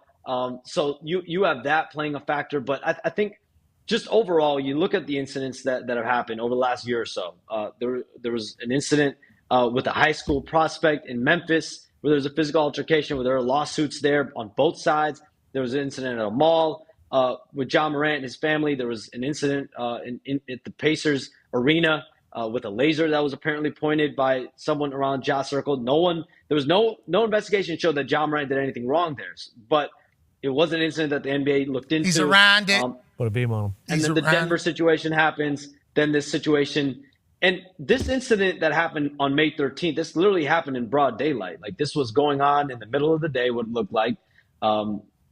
It's one of these things where I think everyone wishes it could have been avoided, right? Like, that's what you hope. And I think the fact that this happened twice, initiative more than words, I think is what's going to rule the day. All right. Well, last question, because we know you don't have a lot of time, and we appreciate you joining us on this incredibly heavy news Friday. You know, Friday news dump almost, it does feel like a little bit of. But there's been news coming out of one camp that obviously is alarming us, and we hope everything gets worked out. Ty has a question for you. Shams, it's been a hell of a couple weeks, maybe month here for Zion, from the, having a baby to all the extracurricular sucky and all the stuff that's going on there. And then now apparently he might be getting traded. People are calling for that. Is there a chance that we're going to see Zion not in New Orleans next year? What the hell's going on? Okay, so I'll just break it down like this. To my knowledge, the Pelicans haven't called the Charlotte Hornets and said, hey, do you want to do Zion Williamson for the number 2 pick? But what I think has been relayed to number 2, which the Pelicans, and I reported this earlier this week, they want Scoot Henderson. They want to move up in this draft. They have the number 14th pick. There's a player named Scoot Henderson. He played for the last 2 years for the G League Ignite. He did not go to college. He left in high school to go play professionally for the NBA's G League elite team. And he's going to be a potential franchise guard, a guy that we're going to be talking about for years to come. This guy is athletic. His body is built like he could have played last year in the NBA. This guy can jump. He's got good vision. Shooting, definitely something that he's continuing to work on. But there's a lot of belief around the league and around the Pelicans that this guy can be a franchise point guard, that he has the makeup. He can tone set for us. He's a culture builder. So they want to go get him. So just realistically, when you look at it, the only way you're going to go get a guy like that is if you're going to have to give up someone like Zion Williamson. So I'm just saying, if you're trying to go get him, you have to give something up that makes sense. But what I have heard is I don't know if the Hornets would want Zion Williamson. I think who the Hornets want, from what I'm told, is Brandon Ingram. And so the Pelicans, the draft is less than a week away. Yeah. The draft is less than a week away, and we'll see if the Pelicans get to the point as an organization where do we move either Brandon Ingram or Zion Williamson. I think that is the big question going into next week. I'm trying to remember. I think it was Brandon Ingram who, when I saw him down in the Smoothie King Center in the blender, I thought to myself, that guy's higher than me right now. I like that guy. Yeah, 100% he was. And he was absolute dog on the court. Respected, appreciated. Yes. That team has CJ. They got Brandon Ingram. Yep. They got Zion, obviously. They never choose to play him. And if they bring in Scoot, they probably think that they're well on their way. Why wouldn't they? Yeah. So, hold on, though. Hold on, Shams. They think Scoot can be this guy that can do all these things, and I guess it's because he's in better shape than Zion. But didn't they fucking think Zion was going to do all these things? And then now it's like, is Zion going to be – what is going to happen here? Shams, you know this better than me. You know the NBA much better than I do. Since you've been tweeting about your excitement for lunch, you've been studying the NBA. Since you've had, alarm clock set to drink water so you can stay more hydrated, you've been studying the NBA. Since you've been putting forks into oatmeal and yogurt, in my oatmeal, and yogurt and everything like that, you've been studying the NBA. This is like your passion. There's a chance Zion just is never a player. That's not real, right? That can't. And in Charlotte, if it is Charlotte, Michael Jordan just sold the team, made a couple $2 billion. Who's running it? Are they on TV ever? Or is Zion going to another place that's never on television? Well, LaMelo Ball, Zion Williamson would be amazing TV, by the way. I mean, I think a lot of people in Charlotte, I mean, if you're trying to sell tickets, that's the way to do it. So who knows? Maybe push come to shove. Right now, I think the Hornets, it would take a guy like Brandon Ingram to go get someone like the number 2 overall pick, which could be Scoot Henderson, could be Brandon Miller as well. But I think right now the thing with the Pelicans is this is a team last year that when Zion Williamson was on the court, they got off to a fast start. They were competing for the number 1 seed in the Western Conference. Then he gets hurt, and their season really goes off the rails. And I think when you look at the last few years, the concern has to be there. Can Zion Williamson stay consistently healthy? Can he be there on the floor for us? And I think that's what this organization you have to keep in mind as you go into next week, as you try to roster build. You can't keep anything out of the equation. If Zion Williamson was healthy last year, we're not talking about any of this. Yeah. And so I think a lot of this revolves around the fact of production and being on the floor for sure. Yeah, and I think there's a chance now some distractions have been eliminated off the court. Yeah, hopefully. So. Yeah, now baby's going to be tough. That's not easy, Yeah. being a dad. But I think now we're going to. Congrats to Zion, by the way, for new child in his life. Yeah, great. Well, everything goes safe. There's a lot of roads, Congratulations to him. Now, that announcement. Pat, you just became a dad too. What's the biggest piece of advice you give Zion right now? You're going to be exhausted. Yep.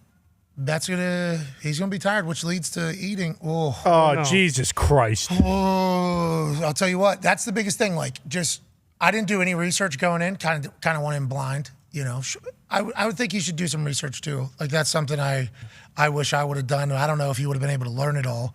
But boy, it is exhausting, Sean. I don't know. My wife is obviously kicking so much ass. Shout out to Sam. Shout out to Sam. Those first 3 weeks, though, I don't think they could really prepare you for. You know what I mean? The first month, I don't know. So Zion's going to be in there. And I don't know when the due date is, if it's during the season. I don't even know how that would work in the NBA, especially with how much they're on the road and everything like that. But it does seem like there's some other stuff maybe getting eliminated from his life. Yeah, he's never going to fucking play. That's all I heard you just say. All right. Let's get Shams out of here so your negativity doesn't radiate through the phone on this Feel Good Friday to this handsome man. We appreciate the hell out of you, Shams. Congrats on the big break, news break. Pat, appreciate y'all. Thank you. You're the man. Ladies and gentlemen, Shams. Yeah, Shabby! How about it? Good run, Zion. That was a good 29 games we got to see. He was awesome. We'll always have those. He played 24 the year before. No, dude. As soon as the kid comes in, he's going to see something that's much bigger than him, even though it's much smaller than him, and he's going to start dialing it in. Smaller. Oh, okay. I mean, it's true. Standard baby, much smaller than an adult. You're right. He's $3 bills. He does a, He's going to. There's. No, he's drinking. I've been publicly body shamed numerous times by a lot of people, including friends. You know what I mean? Sure. And it does motivate me a little bit. Every once in a while, I'm like, all right, too fat, got to get thin. This sucks, got to do it. And it's not only me seeing me, but also you start hearing the chirping a little bit. Yeah. And it kind of motivates you to do stuff. I don't think food is the only thing. I think there's when you talk about how performance is, you hear people talk shit, you want to prove, fuck these people. They've been talking about Zion's weight for a long time, and he just has looked him right in the face and said, yeah, keep talking. And just hasn't even thought about completely changing how he does anything. He's stacking actual Lay's chips on his shoulder. Yeah. He's going to be 30 times the size. It's pretty good, Tony. Baked Lay's. Baked. No, those can't stack. LeBron James used to be, you can transform your body. LeBron James used to be a hoss, dude. People forget that now because they see him. He just, so that he could play at the level he had to play and how he wanted to play, he slimmed down, completely changed everything. You can do that. And the fact that Zion has proven and chosen not to do that thus far, I think is an interesting thing about the trait and of his makeup. But maybe if he was to get traded, that'd be the first time he's ever been told, hey, we don't want you or anything on that. And I guess maybe that'll help, but we all hope that he fucking figures it out. It's hard to want to find that motivation when you're just drowning in big wet butts all the time. Well, yeah, to Ty's point with LeBron, how many times did we see LeBron get an extra sucky? I don't think there were many. There's rumors all the time, but him and his wife have been very, very together for a very long time. Yeah. That's another thing about LeBron never gets talked about. In the era of knowing everything about everybody and canceling people and viewing people differently because of decisions, There's a couple dumb things LeBron has done. I'm not saying there isn't. But nothing like. But mostly, he has been able to kind of get through life here. Yeah. Which could not have been easy for him. He was handed the world whenever he was 16. Well, I think the bigger issue with Zion, too, is like you've had a guy like Barkley who is basically like he was Zion when he came into the league. You know, like he's not a power forward. He's not a 7-footer, but he was like Chuck was the first one to say, like, I was way overweight. I was way out of shape. And then it took like vets to tell me, like, hey, like you got to fucking lose weight. Otherwise, like you're not going to be worth a shit. It doesn't matter that you got drafted 5th overall. And Chuck has like kind of told Zion, like, believe me, I know from experience, you got to lose weight. You got to be out there. And like, you'd think hearing that from a Hall of Famer, a guy who knows, would maybe be like, oh shit, like maybe I should listen to this guy. He actually knows what he's talking about. But yeah, but he goes over to Charlotte though. It'll all get figured out. How him saying a lot of rumors of Zion going. You think that's what Charlotte's? Yeah. So let me get this straight. We're gonna give up Scoot for a guy we don't know if he's gonna play. How about the guy? Right? We like. Yeah. We want the other That's guy. crazy. I had not heard that on the internet at all. Yeah, he's been a all-star a few times. Yeah. He's awesome. Yeah, he's so good. He'd be unbelievable with 6'10"? LaMelo. He's a 6'10", 6'11", He's who huge. can handle and shoot. Yeah. Yeah, and I don't know what their drug testing policy is. NBA doesn't. I think maybe he just had a couple too many Gatorades. Could have been. NBA He doesn't was test. so fucking high when it appeared. I'm like, I love this guy. Damn, give him the ball. Yeah, they took it off. They don't test for it anymore. Good for them. For some merches? Hell yeah. Yeah. Oh, no. Oh, I thought that was Felt it. good. Yeah, that was a nice mortar. I didn't know, We're getting a little bit more stronger. He's right on Oh. A lot of working out these days. yeah, more properly jocked. I'm trying to like prepare more for fall than I did last year. Last year I had to do full crash diet. Oh my God, just not eat for a few weeks. Now I'm trying to get a little bit more of an incremental, healthier process. This is maturity. That's right. Give yourself a longer runway. That's right. Yeah, start This is in me June. thinking about the future because I have a baby. Like let's survive. Yeah, agreed. Let's live. Let's thrive. We don't know when this world is going to end for any of us. Nope. No. We might as well enjoy it. Exactly. Especially with the seismic activity at Yellowstone. Yeah. Boom. Boom. Keep that out of your conscience. Don't worry about that because there's nothing you can do about it. Exactly. If there's nothing you can do about it, why are you worrying about it? Exactly. Stop wasting energy. Let's move on. But with that being said, let's also know that that's a potential reality. Yeah. Whenever we decide to be in whatever attitude we're doing for whatever we're possibly doing. Stay positive. Let's enjoy this thing. Mother alien ships the size of football fields. Cash. Oh. How about that thing? Allegedly just got loaded up and then Yeah, see ya. 2,000 miles an hour. Unless you want to watch 2012 starring John Cusack this weekend, which is about the Yellowstone volcano erupting. That's the only way to prepare. Mm-hmm. And Woody Harrelson. So what do? We're digging? No, we have to go to the mountains. He was actually a limo driver, sweet limo driver. Get in these boats. No, but the boats are, remember we talked about it. If that thing explodes, the boats are going to guess because the other side's going to have it. Yeah, they have to fly all the way to the Himalayas. They actually built these huge fucking sweet arcs. Huge arcs. Like Noah? Yeah. Even better. They lived in them for like a year, and then once the fucking nuclear winter cleared up, they came out, and they had to rebuild civilization. Could you imagine the savagery in a boat for a year? Oh, man. Oh, my God. People would lose it. I mean, I understand, like, the Navy does that. Like, right now, there's somebody who's potentially listening to us who's on a submarine, and this is like 4 weeks from now. Yeah. Because they have no service right now. Right. So they'll have to catch up, like, once they get back onto land or near internet, and they download it all, and then they're back at the bottom of the fucking ocean for 6 months, 7 months, whatever it is. Yep. Not everybody's cut out to do that. No, not at all. Not everybody's cut out to do that. Very specific human. Shout out to those humans. Yeah. Need them. And right now it's June 16th. Whenever one of you hears this, will you just put a tweet out like, hey, we are listening to the June 16th episode where you gave us a shout out for being at the bottom of a fucking ocean in a sitting target pretty much with no service, no space, and really no comfort at all. No. The food's so bad. So bad. Mush. Food has to be worse than it normally is because down here, not only does it have to stay, non-expired, but it has to stay good for 6 months because we have no human contact. Freeze dried. People are doing that right now. Oh, yeah. We love them. Thank you. Thank you to them. That's one. That fucking ball wouldn't even go in for the Navy. It wouldn't. On. What's that all about for the seamen out there? Yeah. Good question. Balls don't like semen, huh? What's that all about? How about our meat smoking convo yesterday? Balls are always trying to get rid of semen. They are. That's their purpose, right? Yeah, but they're also creating. Yeah, the exactly. balls are also trying to help semen get in the hole, but here we are.